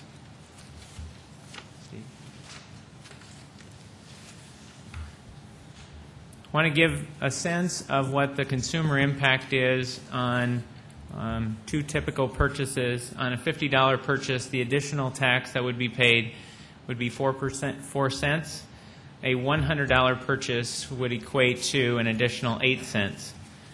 And today, in looking at it, and in one scenario, if you bought $100 worth of groceries every week, all year long, which should be 52 weeks, the additional tax you would pay on that amount of groceries would be $4.16. Next slide. Okay, the genesis of really what got us here today is that we've talked a great deal about work that's been done with the Alternative Financing Committee. That committee was formed in early 2007. We've looked at several items. The first 2 bullet points there that you've heard significant discussion on. We've brought policy changes through council. Those 2 key items have been accomplished. The arterial streets, this is the first piece of a 3-part funding package to make sure that we can meet the needs of our arterial streets going forward. You know, one of the things that you'll start to see, that one of the first items that we talked about was on the west side of town tonight. And as we grow, and we grow toward some of these county roads like the TLS Road, you know, those 2-lane rural roads can provide enough capacity for a certain period of time, but there gets to be a point where the development, the job centers, the housing takes those roads beyond their capacity. And those are some of the qualifying streets that we looked at in this package to make sure that we would timely be able to expand those and bring them up to current standards. Next slide. Okay, so the funding package is 3-part. The city would be responsible for leveling off the second penny and providing $4 million of this new revenue. And then the other 2 key components are, with second penny raised, we have the opportunity to bring 2 new platting fees forward. One is to cover the large water mains that are on the mile lines. And based on 1,000 platted acres a year, that would generate $1.8 million. And then secondly, we would institute a transportation system fee, which would be in 2 parts, and the sum of those parts we expect would raise $4.2 million. And so with the city portion of $4 million and the 2 new fees generating $6 million, it would provide a new revenue stream to the current project of $10 million. And the key is that the land development component of this generates 60% of this. In absence of second penny, we will not be able to bring those 2 platting fees forward as it's currently been accepted by the development community. Timing of the increase. There's 2 times a year that you can raise this tax, and January 1, 2009 would be our proposed effective date. That would give us time to provide the Department of Revenue a 90-day time period of this increase. Next slide. One additional component that I'd like to share is that we are currently operating and constructing projects inside the 2008 to 2012 capital plan. But we are in the nearing the final draft mode of the 2009 to 2013 plan, and we would certainly like direction as to including the second penny increase in that plan. So I'm also here to answer any questions you may have. Questions of Mark on item number 33. Is there any questions? No. Okay, Kermit. Yes, Mark. As far as the timing for this, I think politically it's pretty good as far as trying to get a tax increase after we've just had an election. But economically, I'm not sure if this is a good time to present this to the City Council. Because you take a look at the Argus Leader today in the headline, what does it say? It says, City sees plunge in building permits. Now, this is an indication that we might be moving into a softer economy. And with a softer economy, then people are going to have a more difficult time as far as, trying to get along with, providing housing and food and so forth for their families. So, I think that economically, this is, not a good time to have a tax increase. when the economy, it appears, might be weakening a little bit. And I was wondering if you could respond to raising a tax now that the economy might be weakening somewhat here in Sioux Falls. Well, I think there's many elements of timing and the timing of tax increases, and there's a number of indicators, but we are also on our side seeing some of the same increases that we have to also balance going forward, and so I expect that as the council, you will talk further about the timing of the increase. If I could just... Okay, go ahead. If I could just kind of follow on here. We're going to be taking $4 million out of the pockets of the citizens that they could be using for their own needs, coupled with the fact that we're increasing these mandatory fees, and that's going to increase the cost of housing in Sioux Falls. Because what's going to happen, even though we have the developers directly paying these fees, they're going to pass a lot of this on, so it's going to make higher costs for housing in Sioux Falls. Mr. Mayor, and point of order. If I can continue, Point of order. instead of being We got point of order. interrupted Just here, a I'm second. asking Please, a question here. Point Yes, of I'd like order. to, no, I should be able to continue here. I was about done. Yeah, I want to hear what the point of order is. Go ahead. The question should be asked, not a debate about what the question is going to be. That's your point of order? Yes. This is a question period, not a discussion period. No, this is a time when we have to find out what the city is trying to do here, trying to raise the taxes during a time when we have the softening of the economy here in Sioux Falls. We're trying to have a situation here where we are increasing these fees and increasing the cost of housing. Now, I guess I'm asking, is this something that we should be doing at this time in Sioux Falls? Councilor Staggers, I will give you an indication of when you see communities that are at similar growth rates, they enact similar processes to fund growth. And we believe that this is a good balance, good cost-sharing mechanism to take forward. At this point, as it sits, if the access management principles are maintained, the city pays 100% of these roadway costs. And so the benefit here is that we realize it is a $4 million increase from the city side, but it's also a new revenue stream of $6 million from the development side. If I can just ask one other question. I've asked this before, and I still want to try to get as precise a figure as possible on the second penny, how much we're actually spending on streets and roads this year in Sioux Falls from the second penny, not including debt payment and all that kind of stuff, but exactly what percent of the second penny we're using on streets and highways.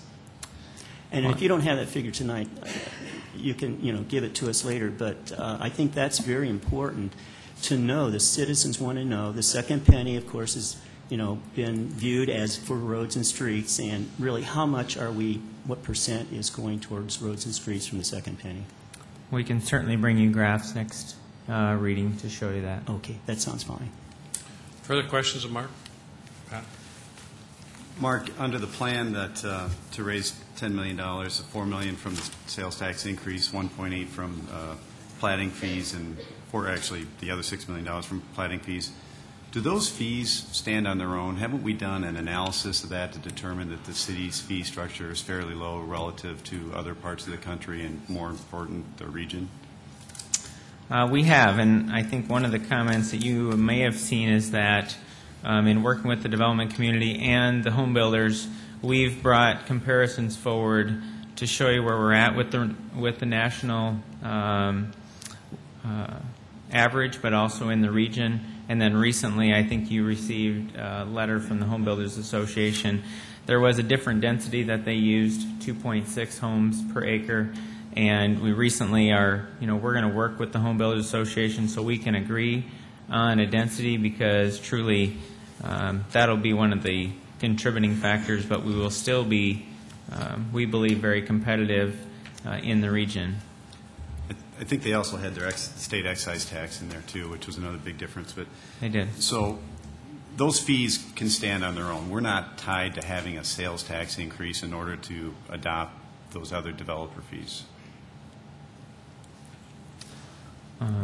If you're asking me if, for example, the water distribution plating fee, if that will fund 2 miles of water main that will serve a square mile, that is true. I guess really the question is that we can enact these fees, and if we can come up with $4 million in another manner other than sales tax, aren't we still living up to the intent of the agreement with the developers? I think that we would, one of the things that we strive to is bring a balanced CIP, and that we not only look at funding streets, but we also look at funding all the other elements and qualities of life that come to Sioux Falls, from parks and libraries, fire stations, as we grow. And so there may be if there is a short-term change in that priority structure, but overall, long-term, I believe that the current CIP is well balanced, and that this additional funding will allow us to meet the rising cost of roads. You bring up a balanced CIP. How much money was left over in the CIP fund in the last 2 years? I don't have those figures with me. Was it $7.1 million this last year? This last year it was. Is Gene, do you recall last year? What about 2 years ago then? Okay. Do you know what the CIP number estimate for 2009 is? I don't know that offhand. I believe in the meeting it was $47 million. The CIP number that we budgeted for 2009 last year was $45 million. Okay. So we have roughly $2 million of additional revenue that we did not anticipate having. Couldn't we use some of that for this $4 million? Again, I think that there may be an opportunity short term, but long term, these are changes that we're starting to try to institute that will take us to that 5 and 10 year range and really allow this program to develop. Mark, do you think that maybe it's premature that we'd be enacting a sales tax prior to 1 month going through the 5-year CIP plan?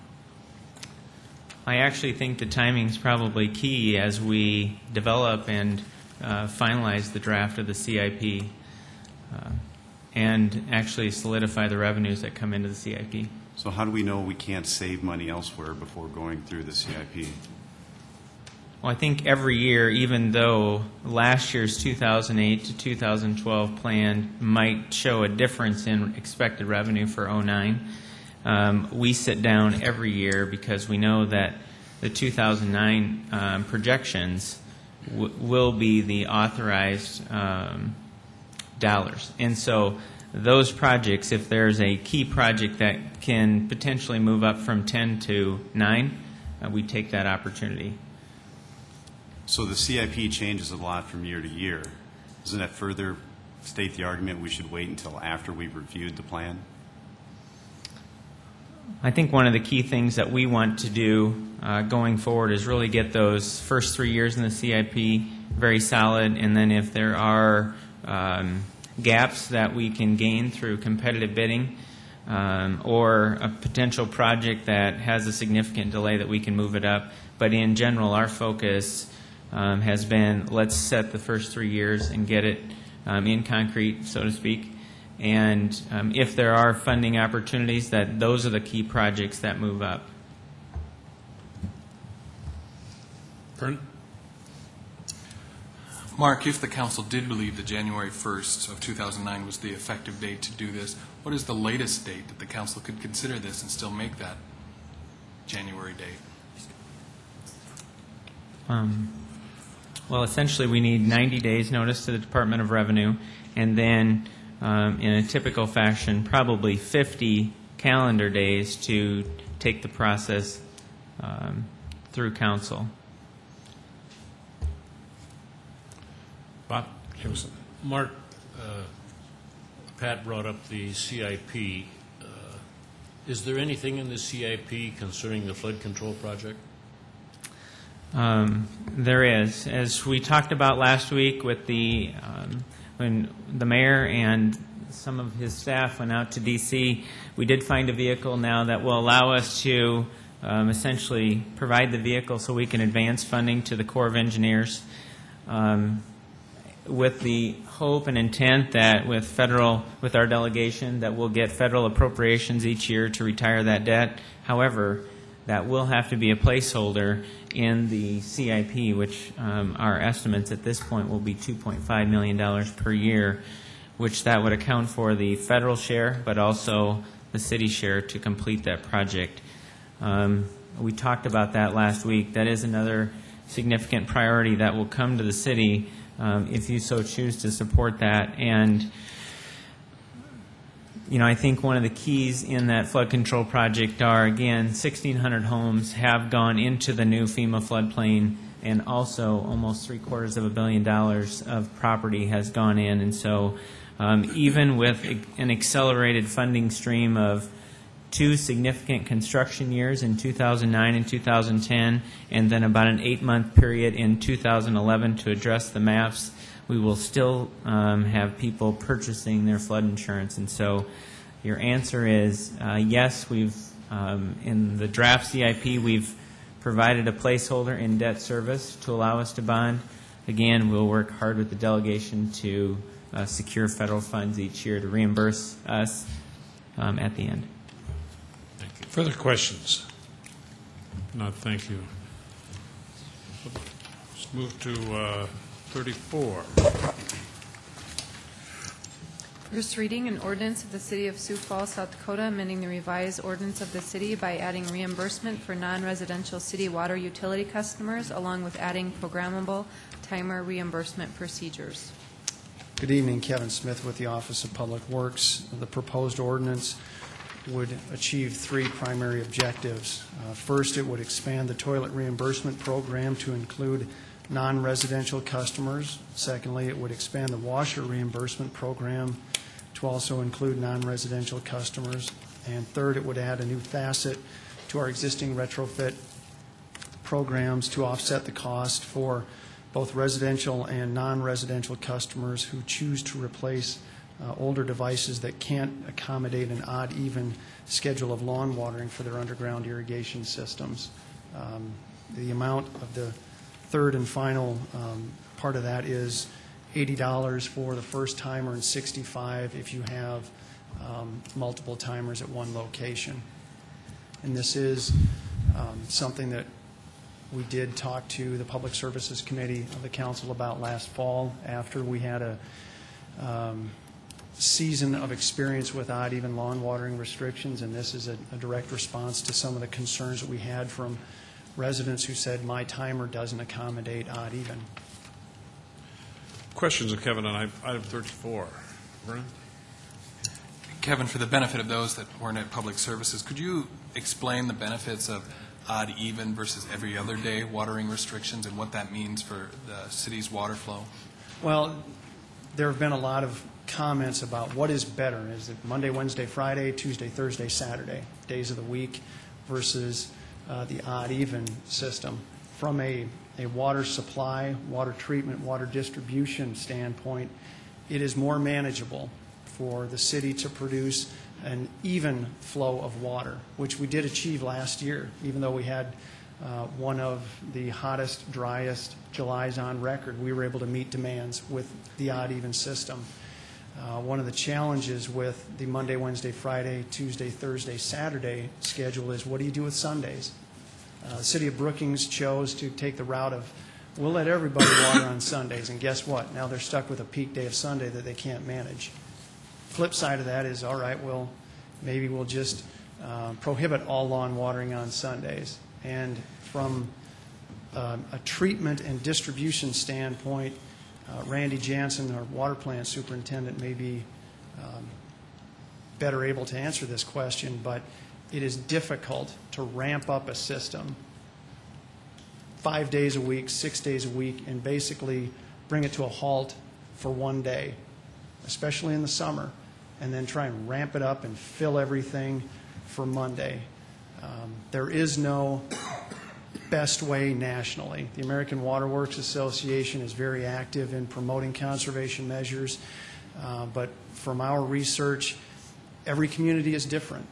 But I can say from last year, our experience last year, by using the odd-even system, we were able to meet the demands of the public, and hopefully the public was able to water their lawns as necessary. Further questions of Kevin on 34? If not, is there a motion to approve items 32 to 34 for the second reading of May 12th? So moved. Let's move. Is there a second? Yes, by Knudsen. Who did Steve? Well, I Knudsen? think Kavanaugh did, actually. Kavanaugh did the second. Okay. Kevin, you got the second. All in favor of setting the hearing date for items 32 through 34 for Monday, May 12th will vote yes. Those opposed vote no. Council members Jamison? Yes. Kavanaugh? Yes. Knudsen? Yes. Litz? Yes. Stagers? Yes. Benega? Yes. Brown? Yes. Costello? Yes. All members present vote. The hearing date has been set for items 32 through 34 for May 12th. 35, that's to set the hearing date for May 19th. Go ahead. First reading, an ordinance of the City of Sioux Falls, South Dakota, approving the exchange of real property. Jeff Schmidt, representing planning staff on this item. The Sioux Falls School District hopes to close by the end of this week on some land down on Southern Vistas Addition. It's 18 acres, and back in 2005, the City of Sioux Falls purchased land in Sertoma Hills. We have 1.43 acres. We're hoping to, with this exchange, transfer our 1.43 acres to the Sioux Falls School District so that we can have a portion of their land for a park. That's what we've generally done in the past, is have a school park site. However, we had tried to get land further to the east at Sertoma Hills, and that offer never came through. This is a better area. Will give us our 20 acres here. Questions of Jeff on item 35? Seeing none, is there a motion to set the hearing date for May 19th for item 35? I so move Knudsen. Let's move second. Second. Let's second it. For the comments, seeing none, all in favor of setting the hearing date for May 19th for item 35, vote yes. Those opposed, vote no. Council members Jamison? Yes. Kavanaugh? Yes. Knudsen? Yes. Litz? Yes. Staggers? Yes. Benega? Yes. Brown? Yes. Costello? Yes.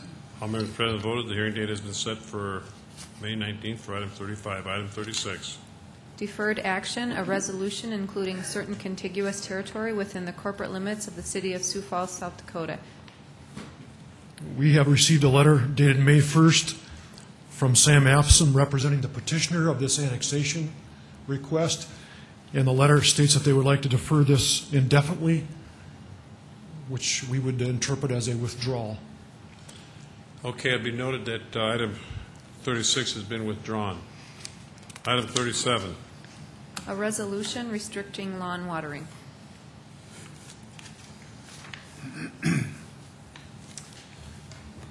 Good evening, Kevin Smith again.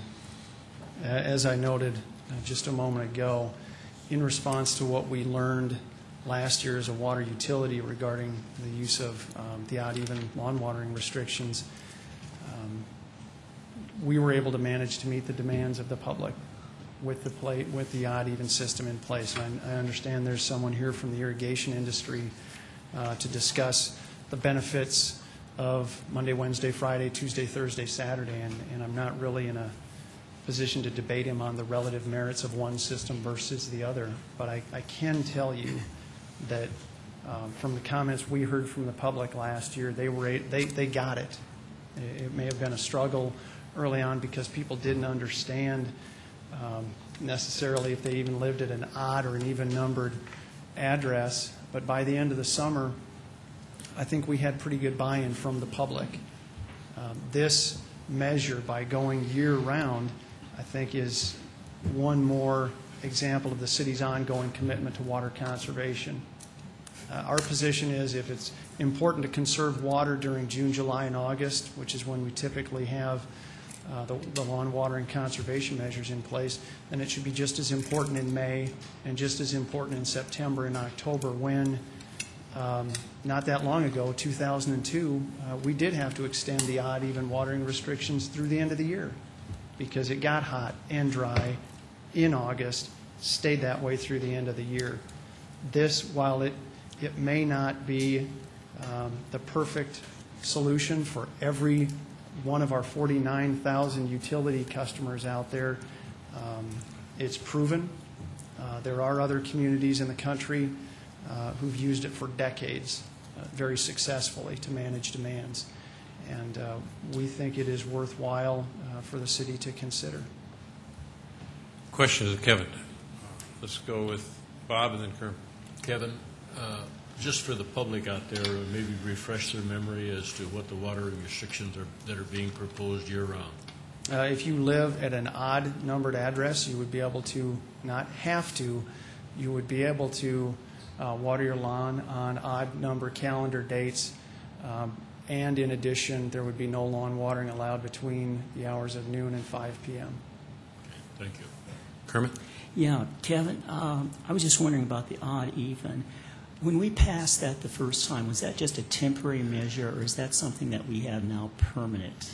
For the summer months, that is. The last time it was adopted, I believe it was to get us actually through to the end of the year. I don't know that it was necessarily intended to go year after year after year, but the last time the council enacted a resolution, I believe it just basically carried through the end of that calendar year. Okay, so if we didn't pass this resolution tonight, then we would not have odd even, or... I guess I'm not in a position to answer what that would do if there was no adoption of the resolution tonight. Further? Also, I do have a few more questions, actually. I was just curious, why is this a resolution and not an ordinance? It's allowable under the ordinance, under the list of water conservation measures.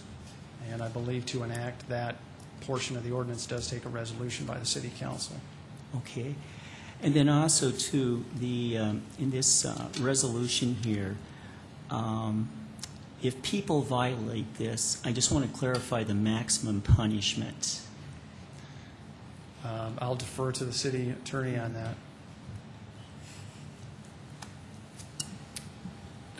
Mr. Mayor, the maximum punishment would be the fine allowable by city ordinance, which would be the same penalty as a Class 2 misdemeanor in state statute, which would be a $200 fine. And or 30 days in jail. And or 30 days in jail. It would be the maximum. Yes. We've not ever put anybody in jail for watering their yard. Yes. Not yet.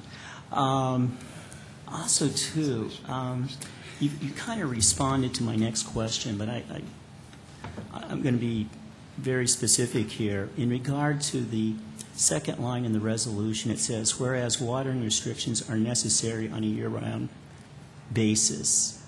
There are some people that would say that's an incorrect statement, that watering restrictions are not necessary on a year-round basis.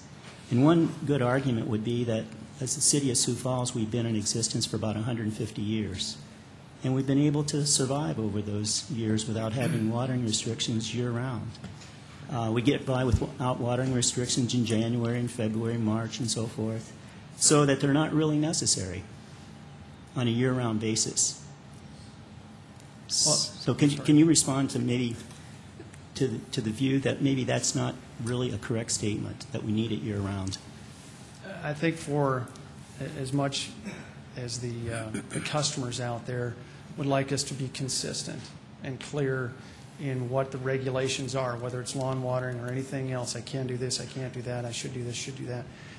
For example, I saw someone not exercising their lawn watering system this past weekend. They were actively watering their lawn.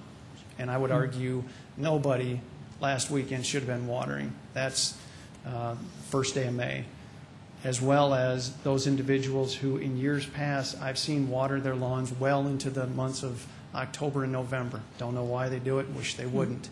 So to say that that lawn watering restrictions are not necessarily needed in January and February, certainly, but if we're going to regulate this, if we are going to educate our customers about the need for water conservation, it should be a year-round commitment. And no, I hope nobody waters in January, but for those people who water early and water late, it's about being consistent, if you choose to.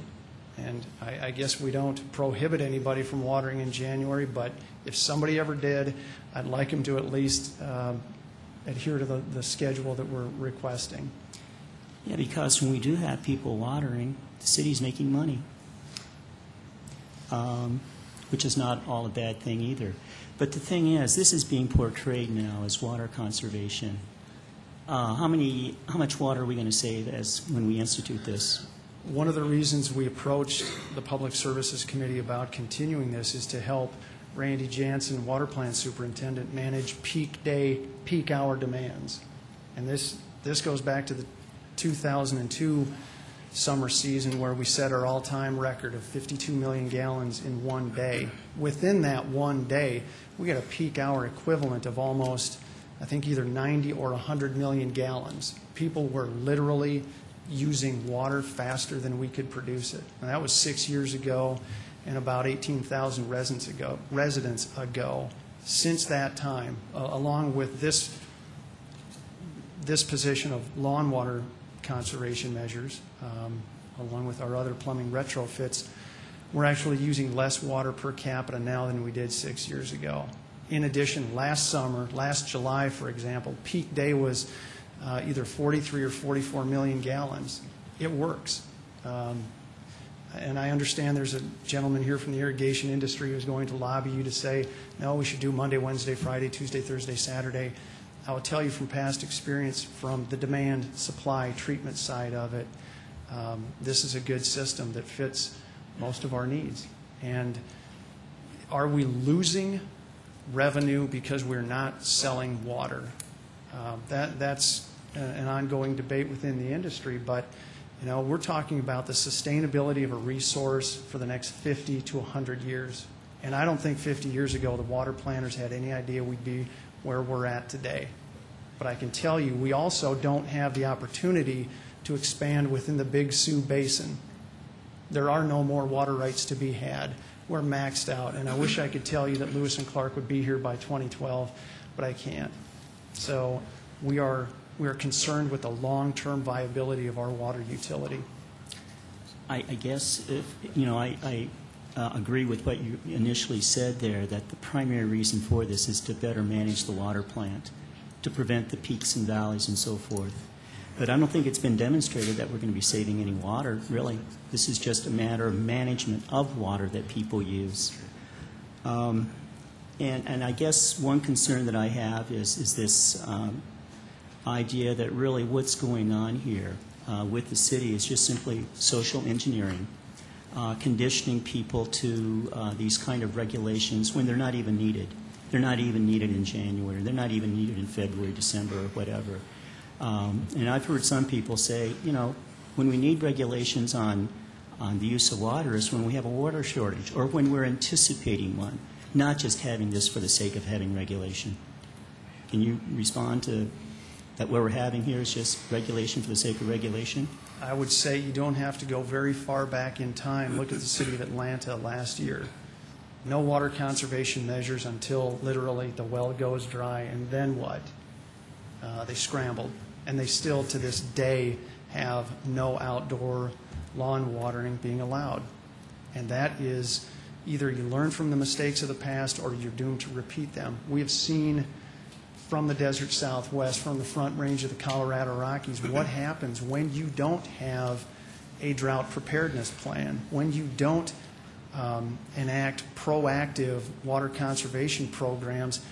The savings we've made, the $1 million we've rebated back to our customers, the 7,500 toilets, the 5,000 washing machines, the rain sensors, everything else all adds up to something, and that is reducing our per capita use of water, which we've done over the last 5 years. And I'm very proud of that, being in the water industry, to know we are headed in the right direction. So to say these are not necessary, I think could be a very short-sighted view of a long-term regional problem we're trying to fix. So you mentioned drought preparedness. Are we preparing for a drought next year and the following year and so forth? I mean, Yes. How can we even anticipate something like that?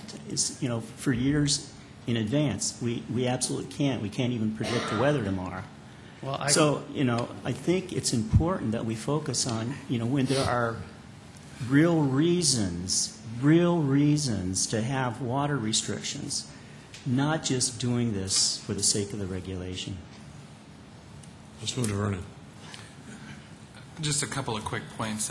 In terms of the year-round, I have seen people water in December when we've had nice Decembers, so it's not that people stop watering as soon as summer is over.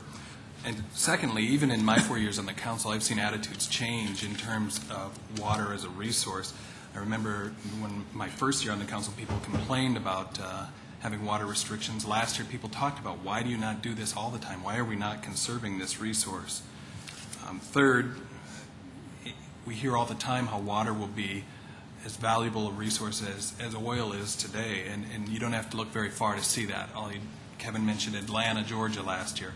Las Vegas has almost permanently damaged the Colorado River to levels that are so low that it would take decades to bring it back to what it was before. And we could do the same thing to our aquifers in the Big Sioux River if we don't begin conserving in a better fashion.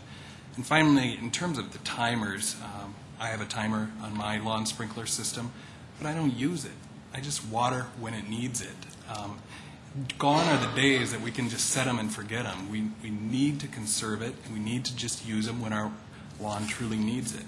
And even if you decide to let your lawn go, it doesn't kill it. It just goes dormant for the summer. So those are some of the reasons that I think it's important that we pass this.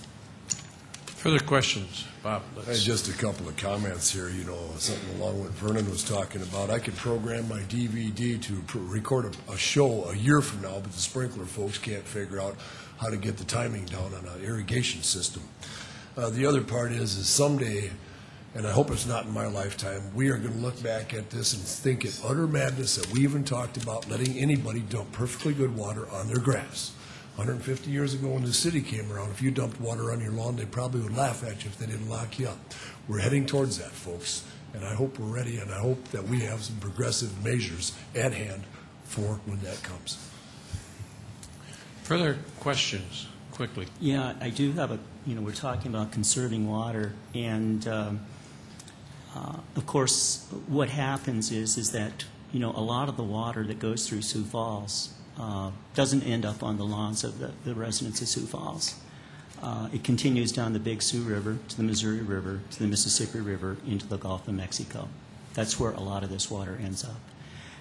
So, we can talk about conserving water, but it's important to conserve water when we have to, because when we don't, the way it is right now, so much of this water is going past us and going right down to the Gulf of Mexico, and it's not doing anybody any good. Others that wish to address the council on item number 37?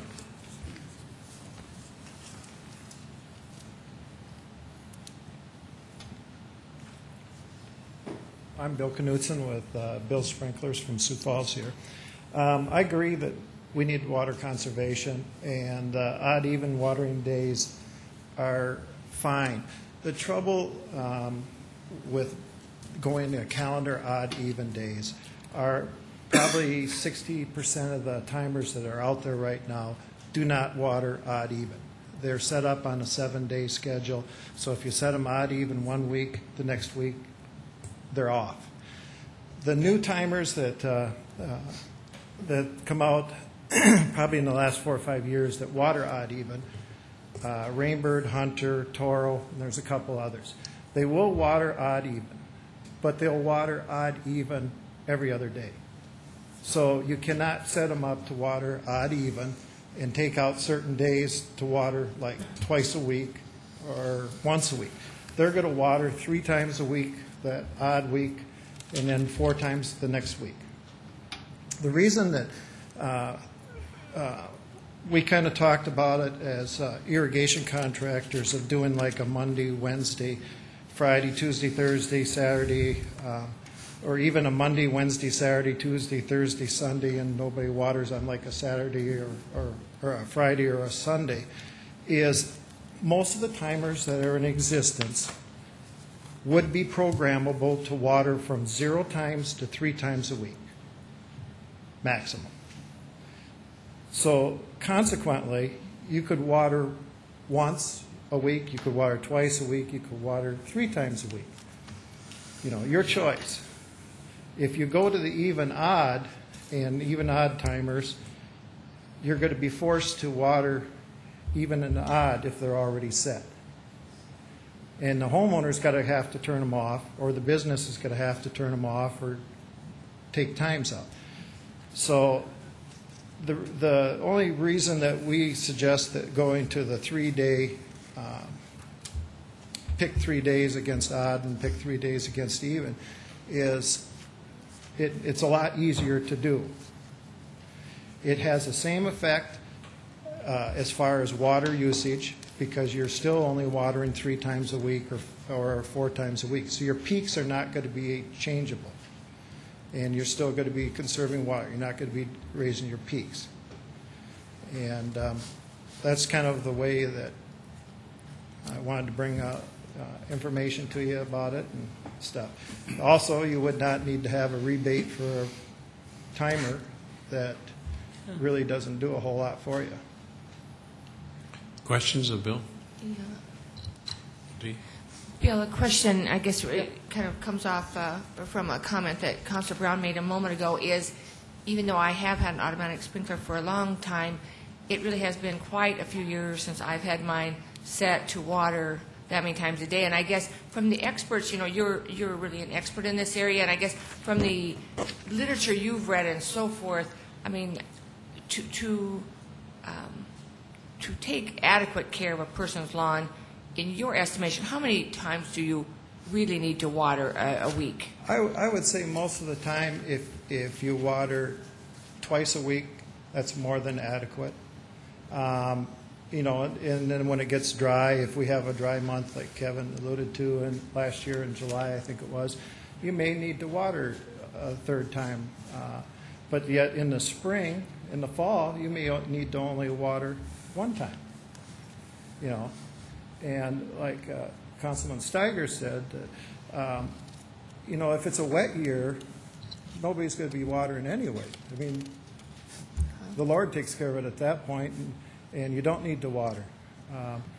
But to have an option where you can actually set a timer without having to buy a new timer or have to go out there and change it, so that you have pick days that are always the same, and you can set your timer at a variable thing without having to, you know, change it. The trouble it runs into is a lot of commercial and a lot of the residential people will set them up to water odd 1 week, but the following week they're off. And that's where you run into trouble, and then they get notices, and it's hard to enforce. Thank you. I guess, you know, I just remember years ago, I mean, I would, you know, if it was set that way, I mean, I'd kind of use my water sprinkler, you know, whenever, I mean, once in a while, I mean, it'd probably be raining and I'd forget, and it would be even running. And I really have adopted quite a few years ago Councilor Brown's system, and that ours is just frankly off most of the time, and I only turn it on when I really need to water. But I don't know, I'm just trying to be better myself about water conservation. That's part of the education. Also, the rain sensors are very functional, and they do a great job. And with the rebate, that's a worthy cause. You know, but the changing the timers to the odd even, if they could be timers that were odd even and you could take days out, it would be a wonderful thing.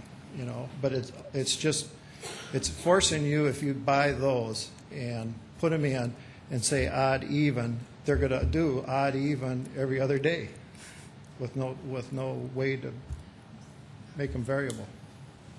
Further questions? Thanks, Bill. Others that wish to address council, item number 37. Council discussion or action? Move to approve. Brown. Brown moves. Is there a second? I'll second the motion. Knutson. Knutson, second. Comments on the motion to approve item 37? Yes, Mr. Mayor, I have an amendment. Okay. And I move to delete the whereas sentence. So, to do what? Additional consumers are further delete that one? Okay, yes, the line to delete that. delete lines 4 and 5, and in place of lines 4 and 5, put the following: the lawn watering restrictions shall be implemented each June, July, and August. And then the last line of the resolution, delete, these are year-round restrictions. Delete that. So what this amendment does is simply has water restrictions during the summer months of June, July, and August. And you leave the even numbered calendar days in there? Yes, all that's Everything stays the same except the odd and even stays the same. So it just gets rid of year-round. You would amend to just June, July, and August? That's right, to have it at that time. That's your motion? That's my amendment, yeah. Okay, is there a second to that motion? That motion dies for a lack of a second, so we're back to the main motion that's been made by Brown and Knutson to approve item 37 as is. Is there further discussion on that? Motion, go ahead. Yeah. This resolution from the Public Works Department expanding water restrictions from June, July, and August to year-round is not citizen-friendly, but is definitely beneficial to the Public Works bureaucracy. Let me explain.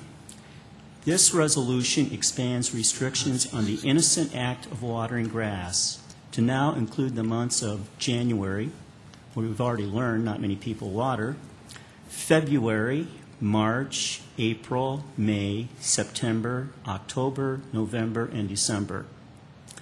Let's take the example of a retired homeowner who on a beautiful April afternoon decides to do a little watering of the front yard.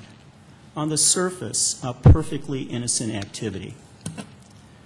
A neighbor peering outside of their window views this activity and makes an anonymous phone call to the city to report that their neighbor is watering in the afternoon, an illegal act under this proposed resolution. The city responds with a city employee driving to the home and informing the retiree that this innocent act of watering is now illegal. And the retiree is now subject to a maximum fine of $200 and or 30 days in jail if the watering continues. The retiree responds by saying that there are no water shortages in April. The retiree further expresses his belief that there should only be water restrictions when there are water shortages or when water shortages are anticipated. The city employee responds by saying that whether there is a water shortage or not is irrelevant. Watering on an April afternoon is against a city council resolution. We have our rules to enforce. The primary beneficiary of water restrictions year-round is not the citizenry, but the Public Works Department, who no longer has to take the time and energy to inform citizens every summer that there are water restrictions, and also stop by the homes of people who might not be aware of the summer restrictions. For the ordinary citizen, they now realize that watering is no longer an innocent activity, but an activity that can bring down the force of the city government if you're watering your grass on an April afternoon. Why do we as a city council want to make innocent activities unlawful activities? I most certainly do not want to. Let's remember the citizenry for a change. Further comments on the motion? We got a motion to approve. Item number 37 has been made and seconded. I see no further. All in favor of the motion to approve item 37, vote yes. Those opposed, vote no. Council members Jamison? Yes. Kavanaugh? Yes. Knutson? Yes. Litz? Yes. Staggers? No. Benega? Yes. Brown? Yes. Costello? Yes. All members present have voted, 7 yes, 1 no. Item 37 has been approved. Item 38. A resolution repealing resolution number 3104, which establishes police and fire rescue staffing policy.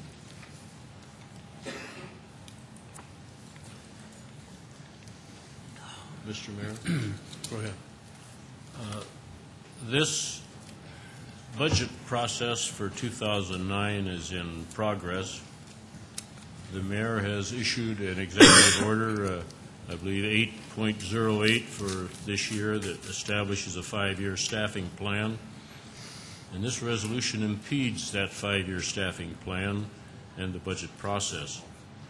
And I would ask Jennifer Holzen if she would to brief the council on the 5-year staffing plan. Okay, would you want to do that, Jennifer?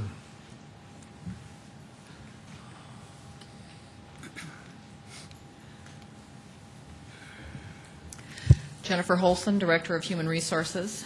The Directors Group has been working on a 5-year staffing plan. We started talking about it towards the end of last year. We have been meeting consistently in preparation for the 2009 budget process. I believe I communicated to you through email an example of what the table of contents of that staffing plan is going to be comprised of. We are establishing and evaluating positions, new position requests for a 5-year period. We are evaluating, we have established evaluation criteria for the ensuing budget year, and we have just completed that process. We met on Friday to talk about funding strategies. In addition to that, we have established a hiring strategy for both police and fire. Don and Doug and I have worked on that hiring strategy.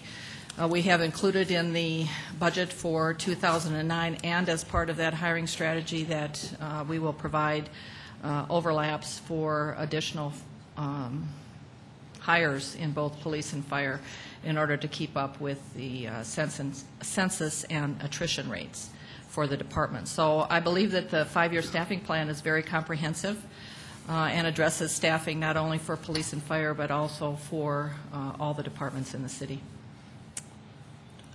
Questions, Kevin? Jennifer, how does this, Councilor Jamieson made reference to the fact that this ordinance, I believe he's referencing 3104, that it impedes the 5-year staffing plan. Is that an accurate statement? You mean that your resolution impedes that? Yes.